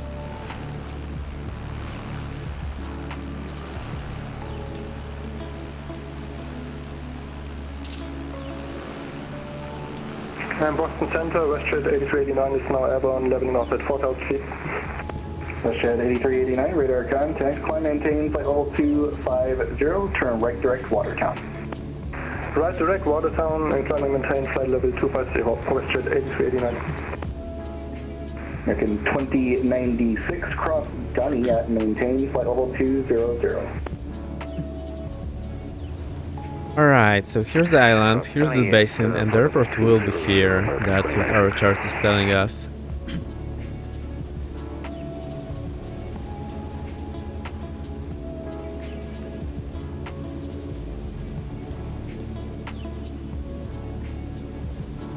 There's Nicotine! Number 225 Victor X-ray airport now at your 1 o'clock, 1 mile. We have Concept Airport inside, November 225 Victor X-ray. Number 225 Victor X-ray, roger, enter right downwind, runway 16, report midfield.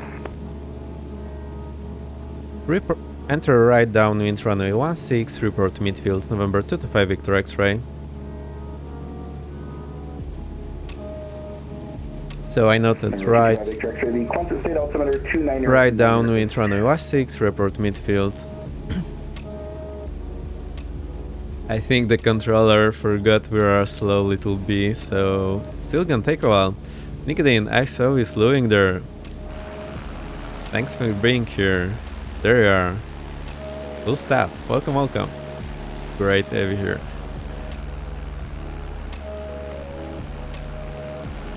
This is actually looking pretty nice.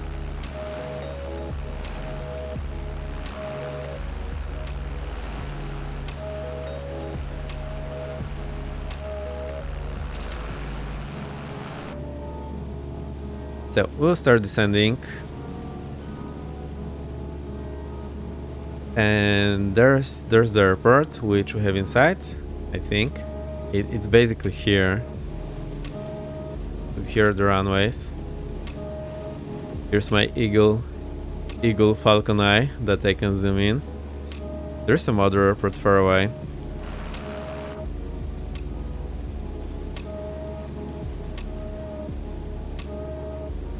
So I'll reduce the power slightly, go into a shallow descent, and we go right down into runway 16. Let's have a look at that.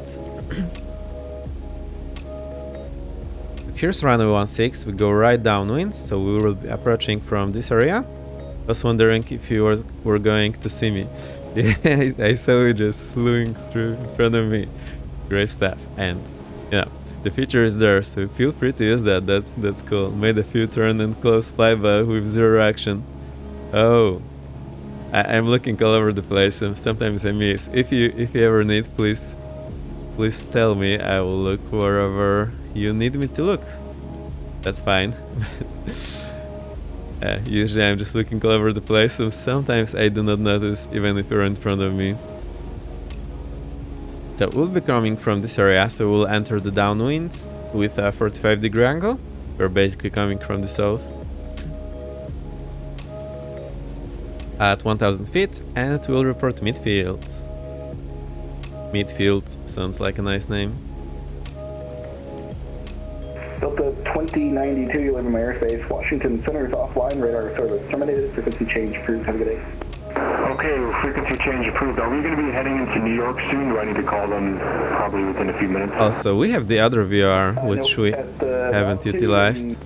Flight class that you're on, that's actually all Washington's airspace, even though it kind of looks like New York somewhere. I forgot to use it. So we could have set up some radial here on the second nav. And just wait for it to help us identify our position. Center 2414, heavy direct Celtec, climbing 14,000. So we're almost at the pattern altitude. 39 Boston Center, climb maintain flight level 350. I think we don't need the clock anymore, so I'll stop it, reset it, and put it back in the pocket. Boston Center, good afternoon, Giant 8371 heavy with you at 4,000. We've got a heavy Giant on frequency.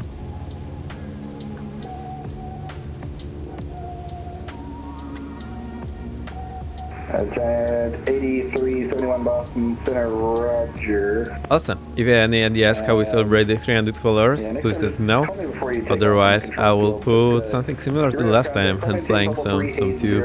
And buzz me ready to copy your VFR.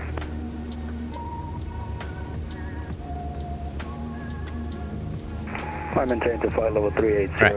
This tower is now clearly in sight. I believe it doesn't have such a gigantic tower in real life.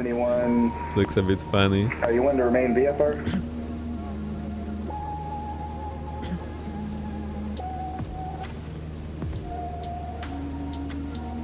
Right, so let's visualize this. Here's the runway. Also, let's check our heading. So we're reading 0 to 0 and 0 to 0. That's nice. Here's the runway. So I think our pattern somewhere over this house will be fine. Somewhere over here. Maybe that's a bit attached too close. Yeah, let's go over this area here, just behind the houses. Squawk 13164, Giant 8371 heavy. Giant 8371 heavy, thank you. And you're cleared to the Bravo India Foxtrot Airport via radar vectors Concord, then as filed. 160. 160 is here. We have wind around 140, so it should be, well, basically from the back and maybe from the right. Giant 8371 heavy. Giant 8371 heavy, turn left heading at 350, a left turn please. And when able, proceed direct Concord. So, it's just opposite 160. Let me see if that's matching up. 3434. Giant 8371 heavy. Right. American 2096, contact New York Center 125.32. Trim back a little. I think the speed is okay.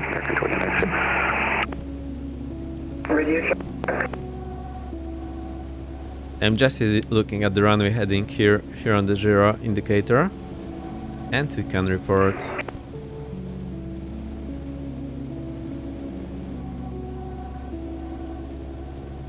Radio check. Last station calling Boston Center, reach loud and clear. Awesome, Boston Center, Boston from Whiskey Bravo. If we're under Class Echo airspace, do you cover that or do you stay on the other comm as long as you're in that airspace? Are you VFR or IFR? Come on, I need to report. Oh, we're just going to stick a VFR. For 741 Whiskey Bravo, if you're VFR out of an uncontrolled field, you just remain with Unicom until you're airborne. If you want flight following, you can call me once you're airborne. Alright, but if we're just going to like stay within the vicinity of the airport, of the uncontrolled airport, can we just monitor while we're in that airport area?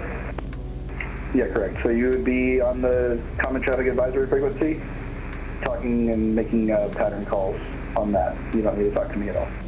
Right down into runway 16, November 225 Victor X-ray.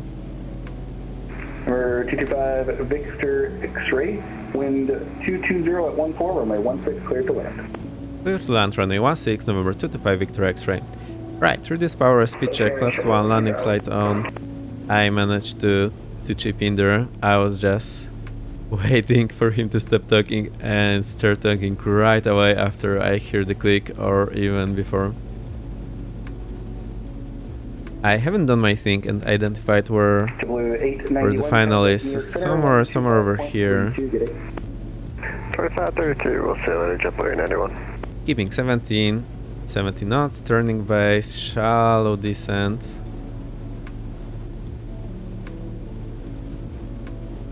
Alright, let's make sure we have 16 on the radar, and there are those arrows here which are super helpful every 45 degrees. I use them all the time. WestJet 8389, descend and maintain flight level 220. Alright, and now our final will be somewhere here. Maintain flight level 220. We have that zombie landing there. Great stuff. Add some more power, flaps 20.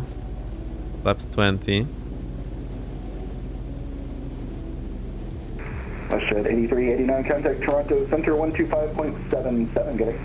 Keep the 70 knots. 5.77, thank you, good day. So I need some more power. Digital aircraft Boston Center will be closing in 5 minutes. Oh, so we need to hurry up. Alright. Anyway, I like to cut the corner, so do 2 turns, 2 45-degree turns when turning on final, just to make it a bit easier and not overshoot the final. Boston Center, Flaps full. 636 at 27,000, and we're correcting to FEX. Repeat 636 Boston Center, descend and maintain level 2. Right, we need to keep the speed, so trim down a bit, add power. And here's the final. Actually, we were looking okay on the... Is that Puppy or Vazi on the left? I think it's Puppy from that far out. Alright, final speed is a bit slow. We're a bit low. What's up with the wind? It feels like it's from the right, but it was supposed to be from the left, so I am surprised here. I need a lot of power, so I wonder if we're in sync area again. Right, now we're good on Puppy. The wind is from the right. Unbelievable. Maybe it just changed during our pretty long flight. Right aileron, left rudder. I'm just adjusting the chart so I see where we can vacate. Yeah, the wind is from the right. Now I can see that pretty well. Right, I will not care about the super smooth landing here.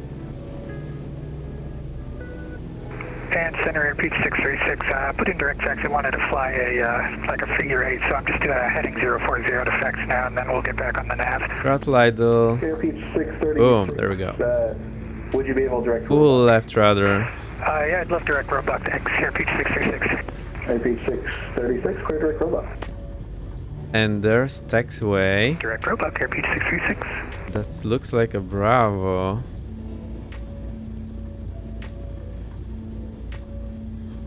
Well, we'll just vacate here and see what happens. I think that's called Alpha 1 on my chart. So, flaps up. Landing light off, taxi light on, strobe off. Whoops. I did overshoot that.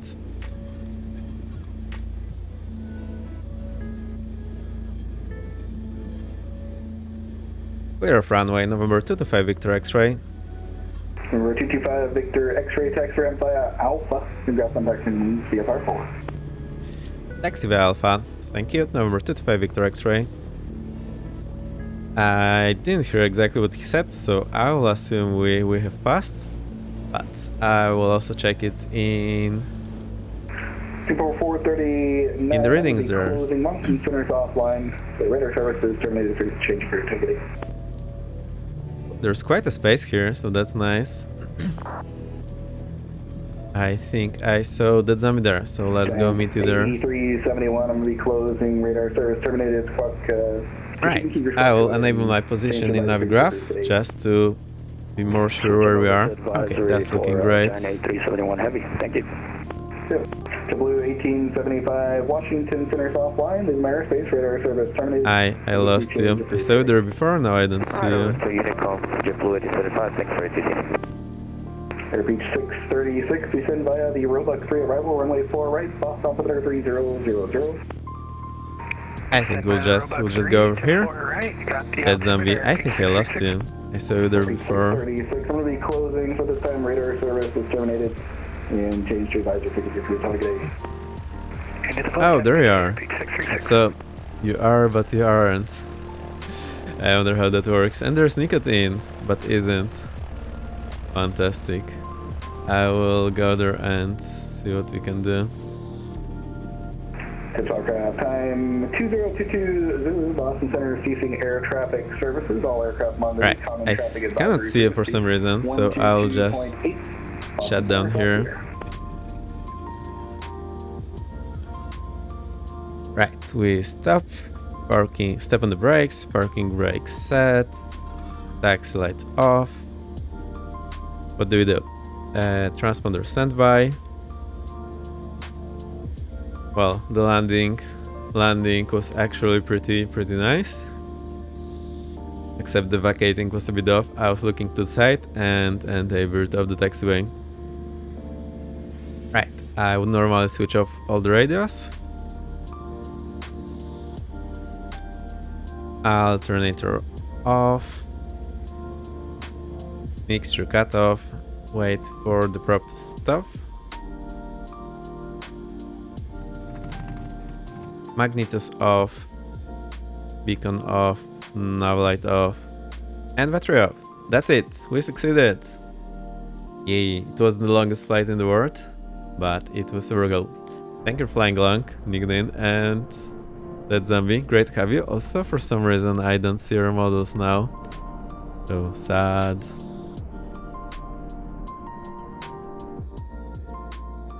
Also, the sun is out, so it's a bit dark here.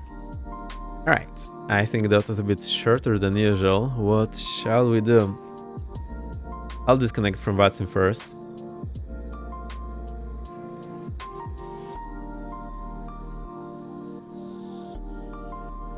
They logged off anyway.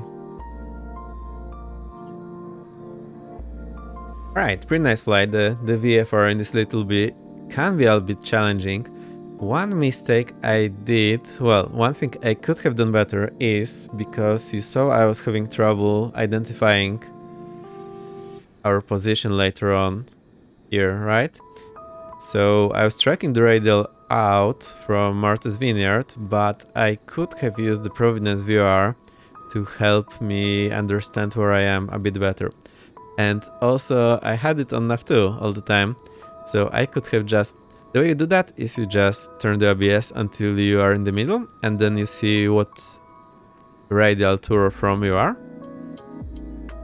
And just look at that. So I would recommend to set so that you're on the 2 reading, and then it's easier to understand where you are or to or from. Doesn't matter because you have it on the 2 ends anyway.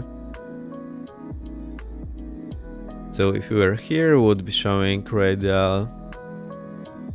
Well, I would need to use some ruler or protractor to get the correct reading, but if you were here, we would be showing 270 plus 45, give or take, plus 16 probably. You get the idea. And also on Sky Vector, that is a bit easier because, let me show you. On Sky Vector, you have those compass rows embedded here, which is aligned with the VR. So the north is actually aligned with the magnetic north, and then it's a bit easier to tell where you are. So if we're flying if we were flying from here to here and then to here. So from Martha Vineyard to Mink to hang on, I have it noted. Concept. So if we were somewhere along this place, we would actually be able to tell our radar. Now how to do that? There's no easy way to draw a line from here to here.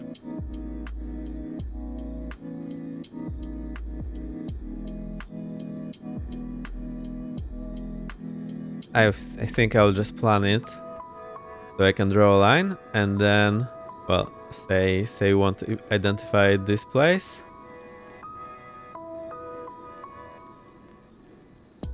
So they will be showing 3372 on the VR, and then if you're on this radial and this radial, it will help us identify where we are.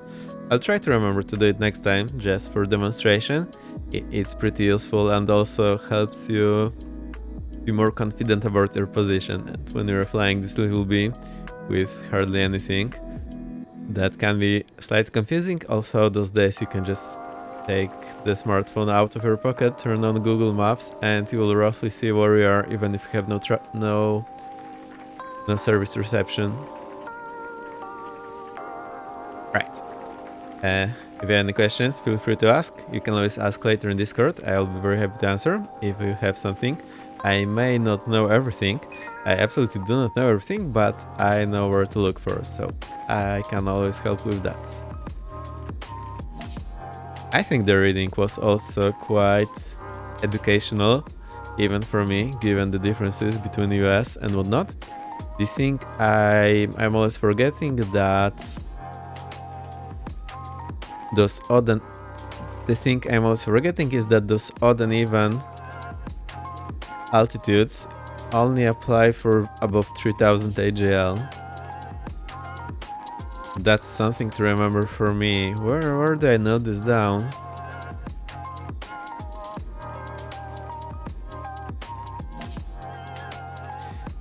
I'll put it in Discord. I'll do it right now so I don't forget. Icy Dragons, welcome. Here's your shout out. Great to have you. We just landed, completing the VFR 2. I think successfully, but I haven't heard exactly.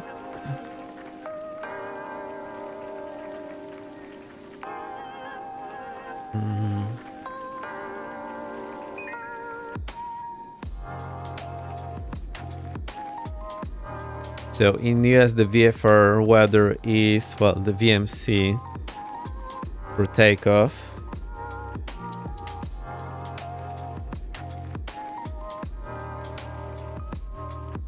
Are 3 stated miles and 1000 feet ceiling. That is different than in Europe, which is 1500 feet ceiling.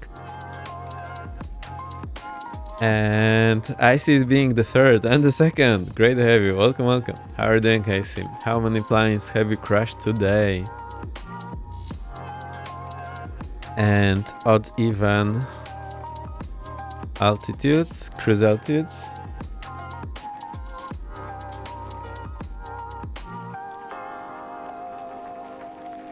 For VFR above 3000 feet AGL.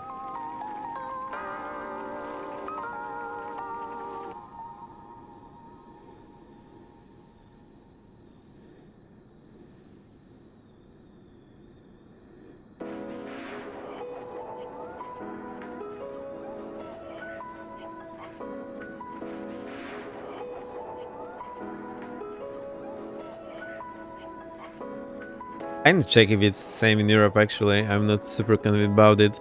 None. Broke company safety record. Oh no.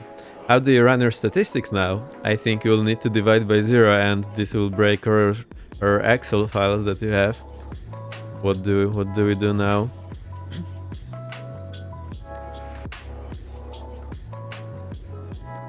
I think we're gonna have a quick look at our flight in Volanta. And the Boston logged off, so actually, well, I'm surprised. Anyway, Great that we had them. That's super nice. Our flight looks pretty nice. It's a bit wonky here, but we correct all that. With those VFR flights, they usually look like that. Basically a snake trail.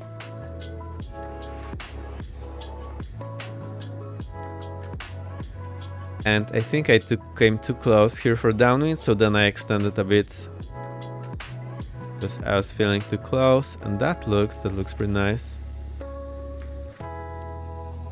Lurk, right again, we'll see later. Cool. Do you want to do some more crazy flying, or done with the day? We still have a bit more time, so let's do some more crazy flying. What do we do? Cessna 152 is cool enough for that, so I'll just start it up. Do I use Control E? I will use Control E. Look at those magic fingers.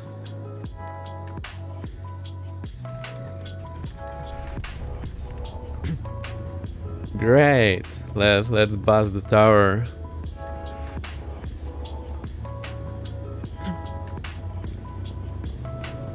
Flaps 10, strobe, taxi. Actually, we'll just get the landing. Flaps 10, nav. Freeze the parking brakes.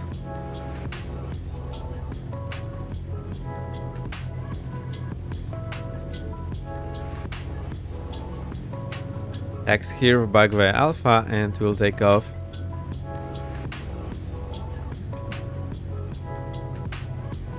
I think I'll do some super short track patterns and then call it a day. Also, it needs a ton of radar input on taxiing, so I'm not super happy about that. Oh, maybe that's because we are going so fast. We are going fast, you can't actually apply full radar. I mean, you can, but it requires a ton of force and will like tip you over. So no one actually does that. I think that's why it's limited here during taxi.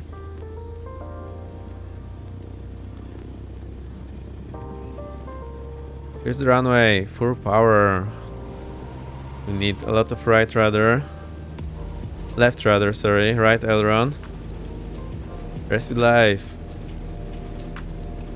50, 60, rotate. There we go.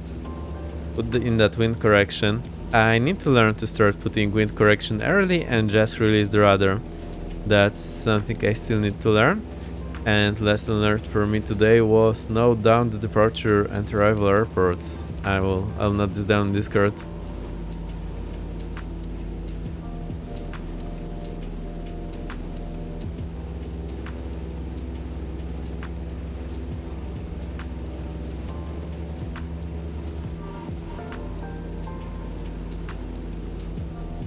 Right, flaps up.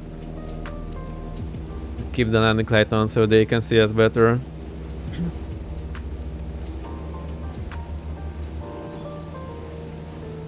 One thing everyone's complaining about is that you don't need nearly enough rudder here in Misfits. That's a bit sad.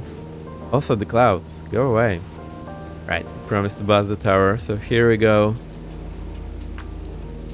The pattern is full.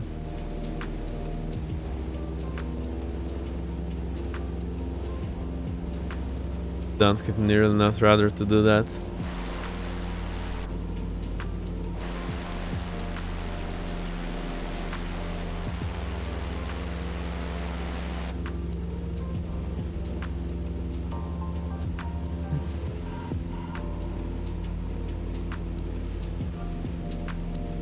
Here's the runway. So if I want to land from here, I will not make it in because it's too close, so I actually need to first turn out like 45 degrees to just put the 16 on the 45 in the back, and then I can turn in. Otherwise, I wasn't confident I would make it.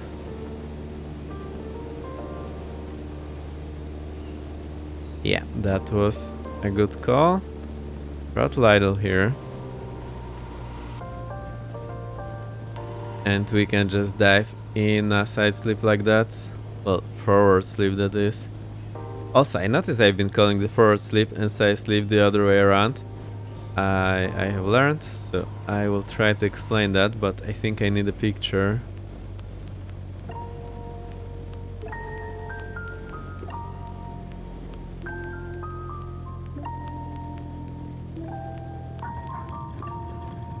There we go. Right, it's a bit of the pedal dance here with this wind, and I have full rudder and it's barely enough. Full power, flaps 10. There's 60, rotate, we're in the air. So release the rudder, get that wind correction.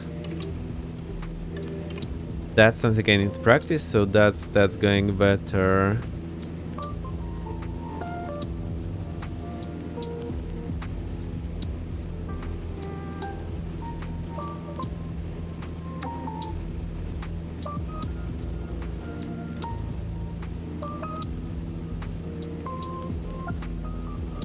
I'm just noting down, note to self, to learn about this wind correction.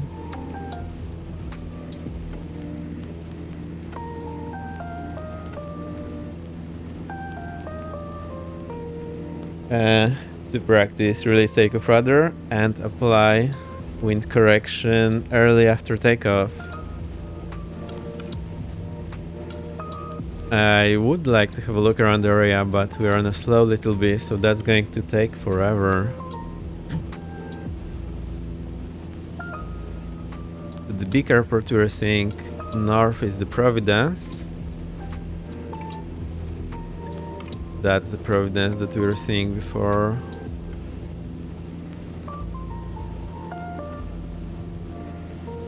We're seeing the slides from the distance, so it must be somewhere there.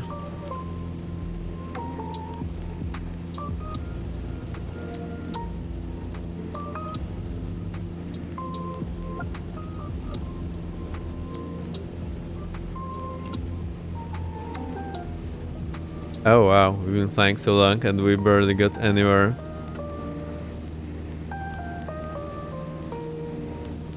I'll try to do some nicer pattern this time. We're doing left pattern for a change.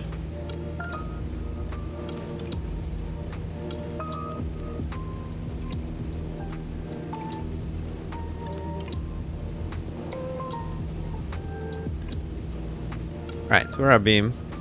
Almost 1000 feet, so I'll reduce the power.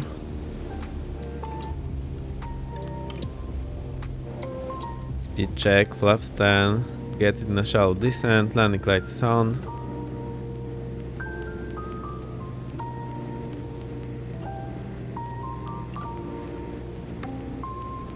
Wait until it's 45 to the back. I can actually try doing this today. That's 45 degrees, so we'll turn the base now. I think it's a bit close. Let's see how this works. Also, maybe for VFR, that's better. You get a much better feeling when you're flying the real aircraft. Somehow here I have a hard time telling the scale, but that's just something I need to practice in the sim, I believe.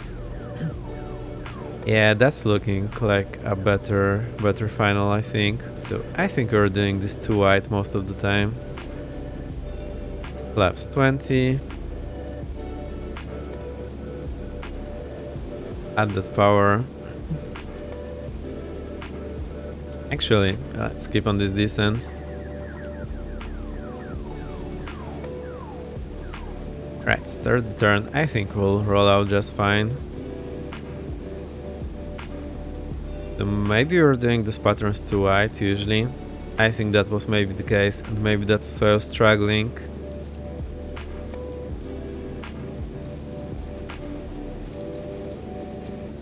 Because I was keeping the descent rate I usually keep, but it was putting me down way too low.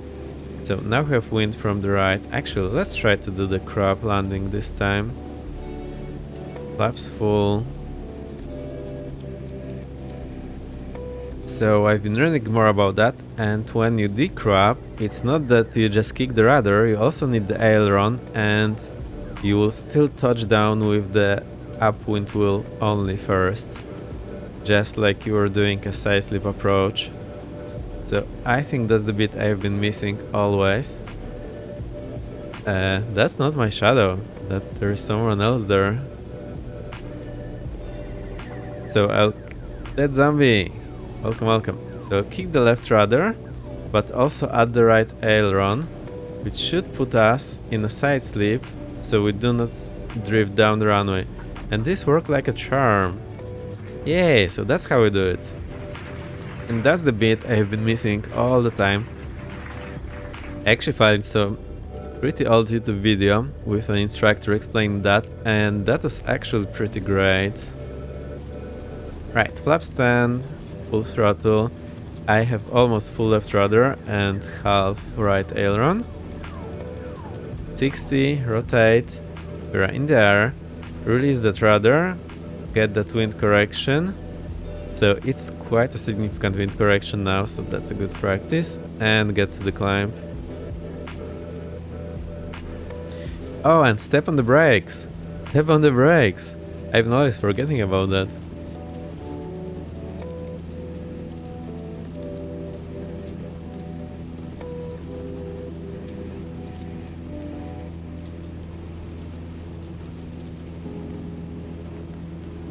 So you step on the brakes just so the gears stop turning, and if you have retractable gear in the GA, you actually need to do that so they are not turning. I'm not sure if there is a mechanism to stop the gear or not in the GA, like in the 737, but it's super advisable just to step on the brakes to stop the wheels from spinning.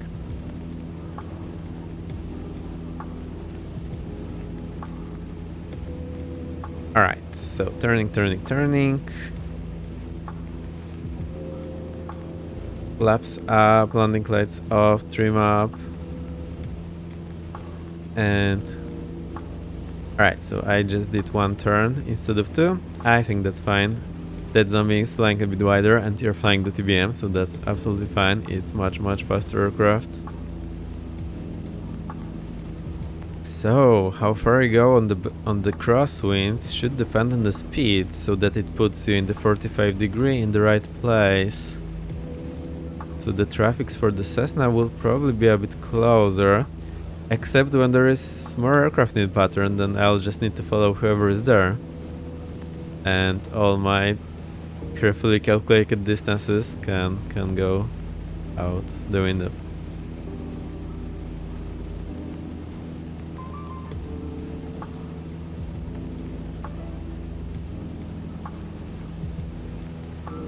Right, we're a beam, so reduce the power.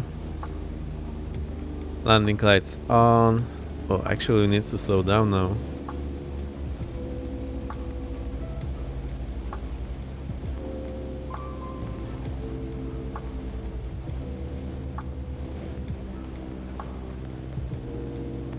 Right, speed check, flaps 10. There's the zombie. I think you're much faster, so I shouldn't have a problem sequencing behind you. The runway, alright, it's still there. I'll start turning now. Need to go in a shallow descent. I'm still not sure what descent rate to keep on those traffic patterns.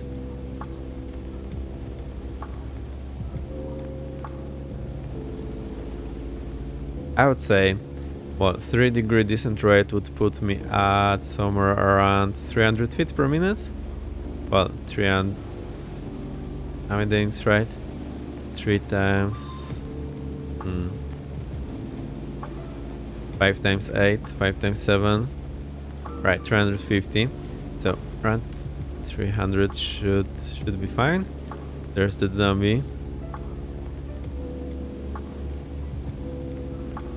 I think we'll do one more traffic pattern and call it a day. Flaps 20. Reduce the power.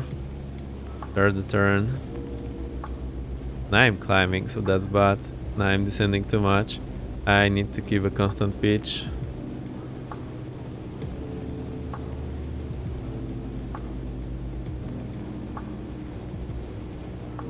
Alright, it's too much wind to do the crab, so... Ooh, too much wind to do side slip, so I'll do the crab and try the same thing as the last time. Flaps full. It looks like the wind has eased off a bit. And this plane seems, I think it's a bit it's not appreciated enough, or a bit underrated, and I think it's really great aircraft to practice, get all those flying skills in.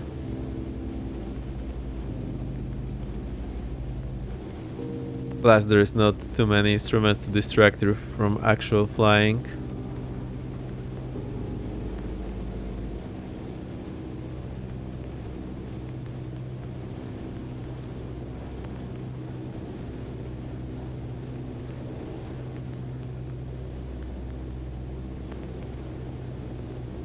Right, we're somewhat high, keep this crab angle, and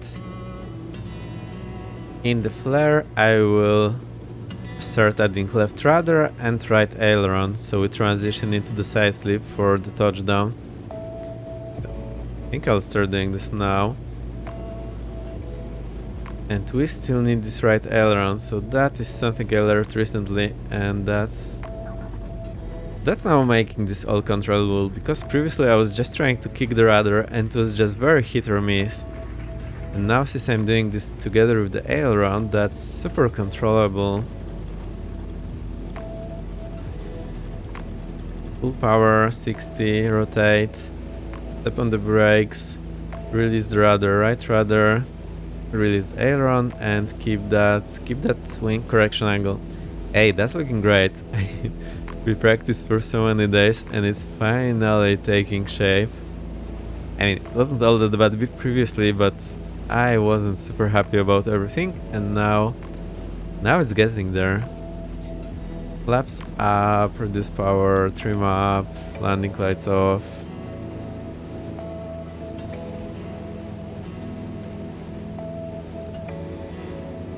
"500 feet, turn crosswind."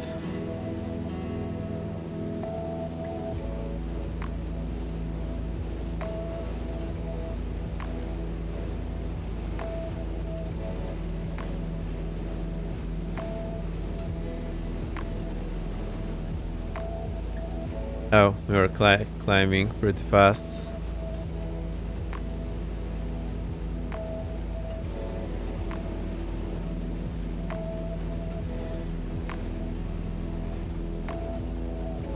Right, start turn onto downwind leg. Level off, reduce power.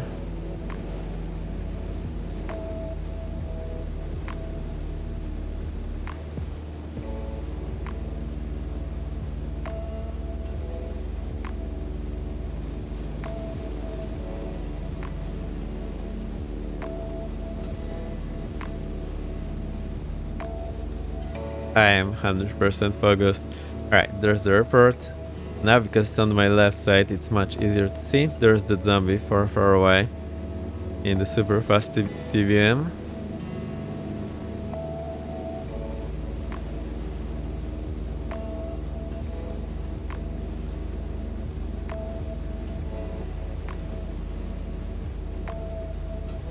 There's runway, we are midfield, and when we're abeam, I start doing the things.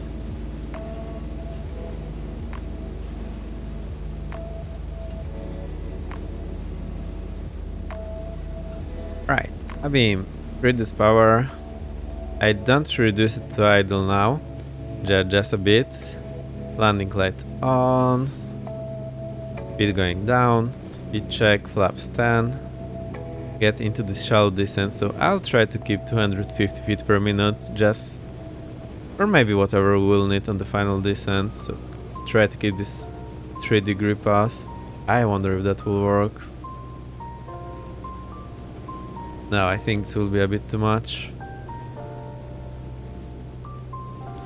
Now it's a bit wider, so we are further away. I actually got into climb here.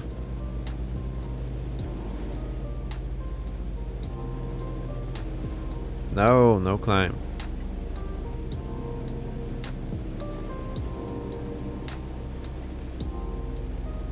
Right, I'll start turning base here. Worst case, we'll be very close to that zombie. But we are multiplayer traffic, not VATSIM, so shouldn't be an issue.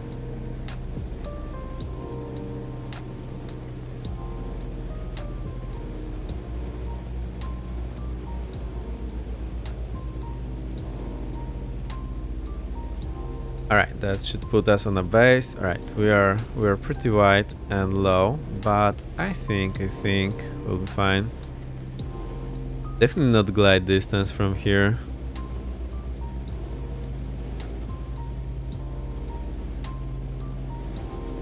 Flaps 20.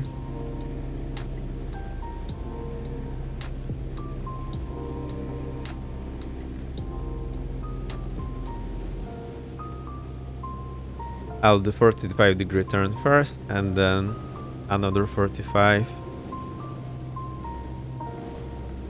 Let's put that 16 here on the 45-degree marker.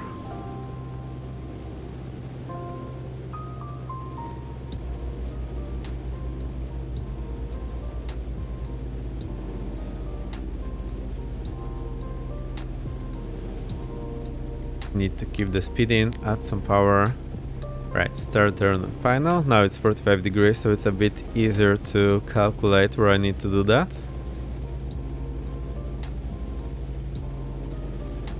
And there's the zombie. Good stuff. Right, we'll need that wind correction. Flaps full.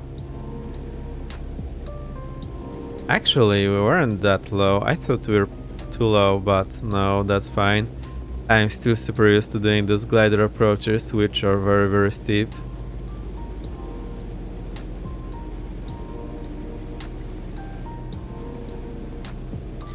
Hey Bulldog, welcome, great to have you. We completed the Wings VFR 2 from Boston and we're just doing some patterns and that's the last landing and we'll call it a day. It's pretty windy here, so I'm doing a crab landing with pretty high wind correction angle, and then when I'm decrabbing I learned what you have to do is you have to apply left rudder but also the opposite aileron so that it touches down on the upwind wheel first, and that makes it much more controllable for me than it used to be before.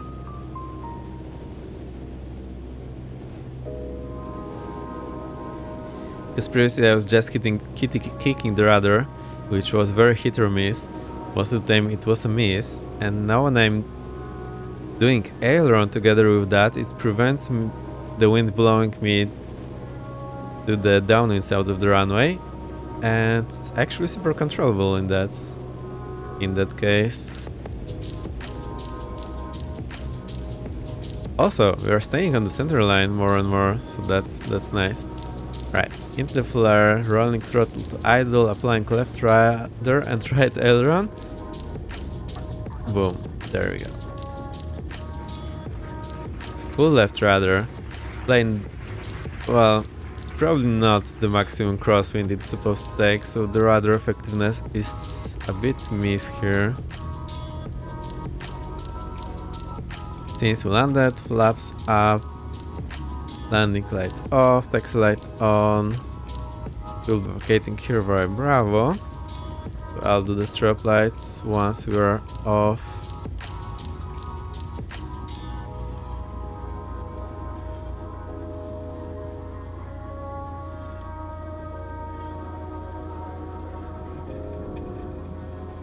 Now I can see our model, that zombie. Good stuff. And strobes off, transponder standby. Good stuff.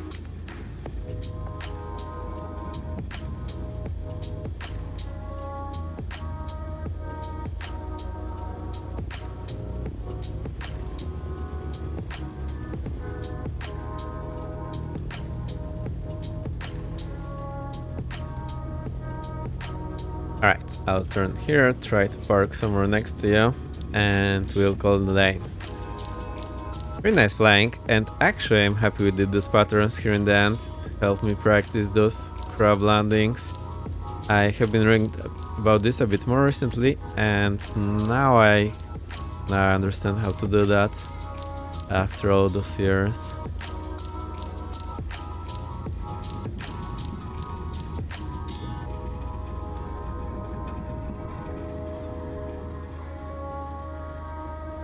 And I think that's it. Yay, it worked. So that landing, yeah, pretty nice.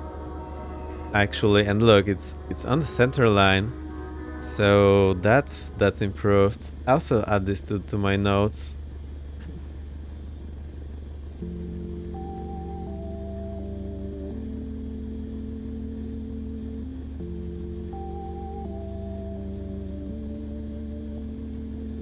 Taking off landing on center line is something I need to practice. It's a bit hit and miss.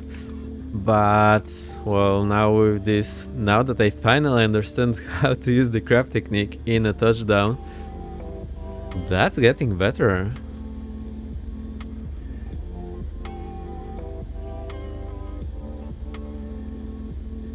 Alright, parking brake set, taxi light off, get those radios off, transponder off, alternator off, mixture cut off, magnetos off,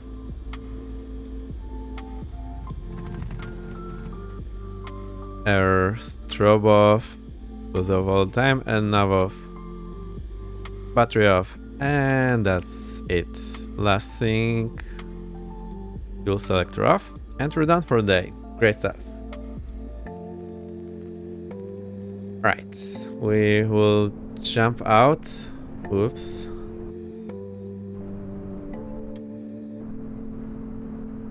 Oh, that is my drone camera.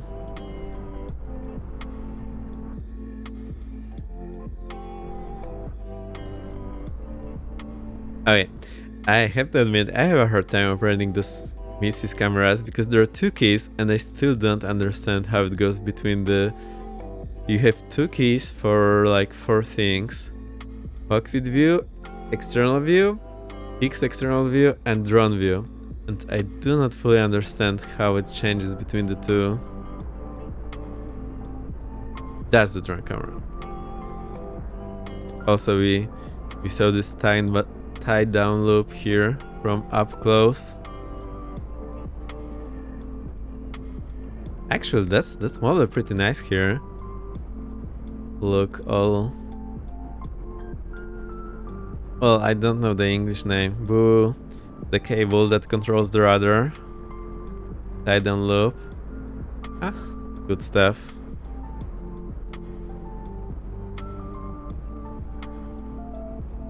Okay, and scenery isn't very exciting, so I think we'll try to find some nice looking angle.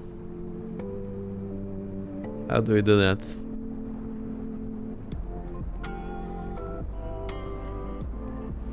I think this will work, something like that.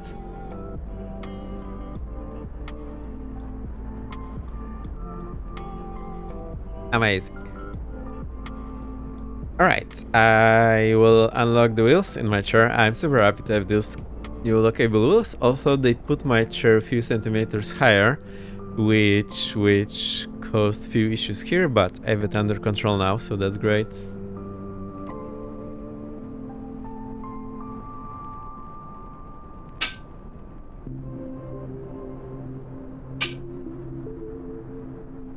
Right, it's guitar time. I will play the outro for you on the guitar and bass, and then we'll go and trade someone.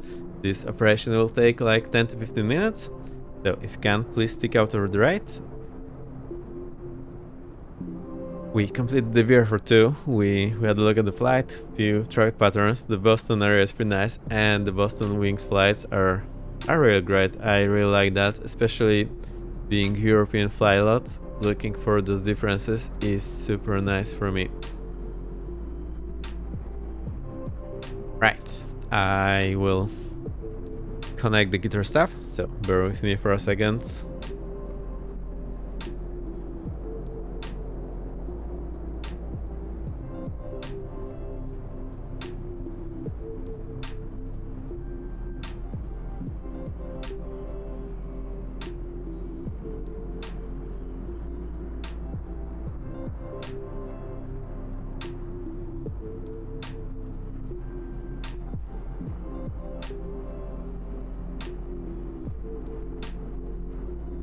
Cool, all that works.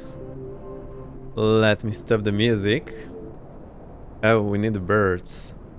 The birds. We confused Chewy about the birds today. If you're not expecting this, you may think it's actually outside your actual window.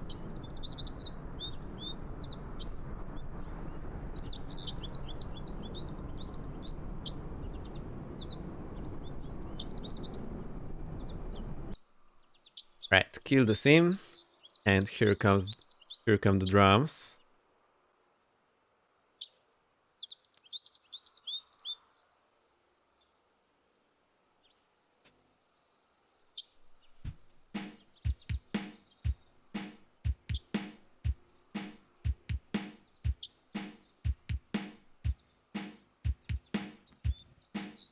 And here's the guitar.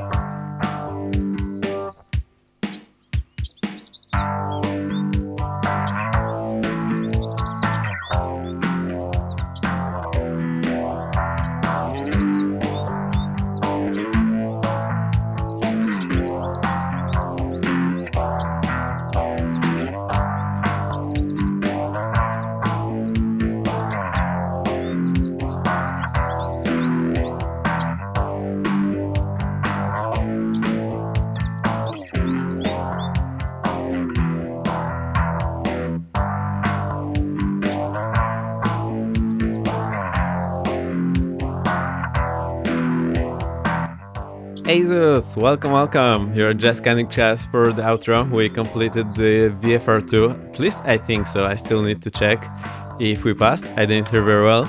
And yeah, pretty nice flights. Actually, I figured out how to use the crab technique on landing. So the thing is, when you are touching down, it's not only that you kick the rudder, you need to slowly apply the rudder, and in the meantime apply the opposite aileron so that you touch down with the upwind wheel first. And that makes it so much more controllable. And after all those years, I finally learned how to do that. And just blindly kicking the rudder is hit or miss. In my case, it was mostly a miss.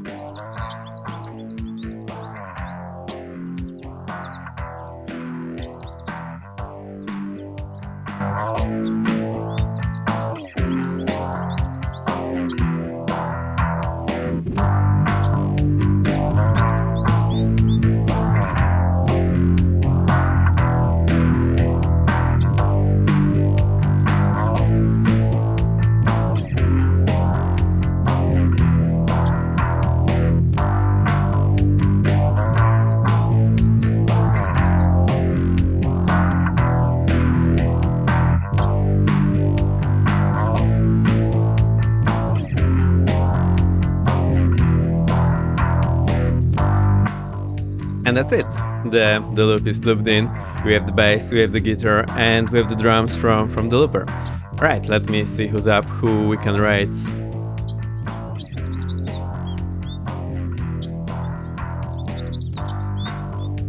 So, super nice flight. I really enjoyed this VFR flying on the Boston Wings, and flying the Cessna 152 in the process is quite a challenge, not gonna lie. I can totally recommend this little bee for some practice. I know it seems maybe a bit boring, but it's really good practice.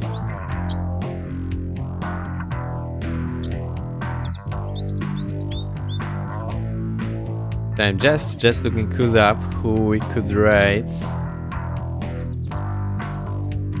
Peter Moon is up. Let's see if he's not ending. If that's not the end, we will go and rate him. He's just landing. Alright, so let's do that.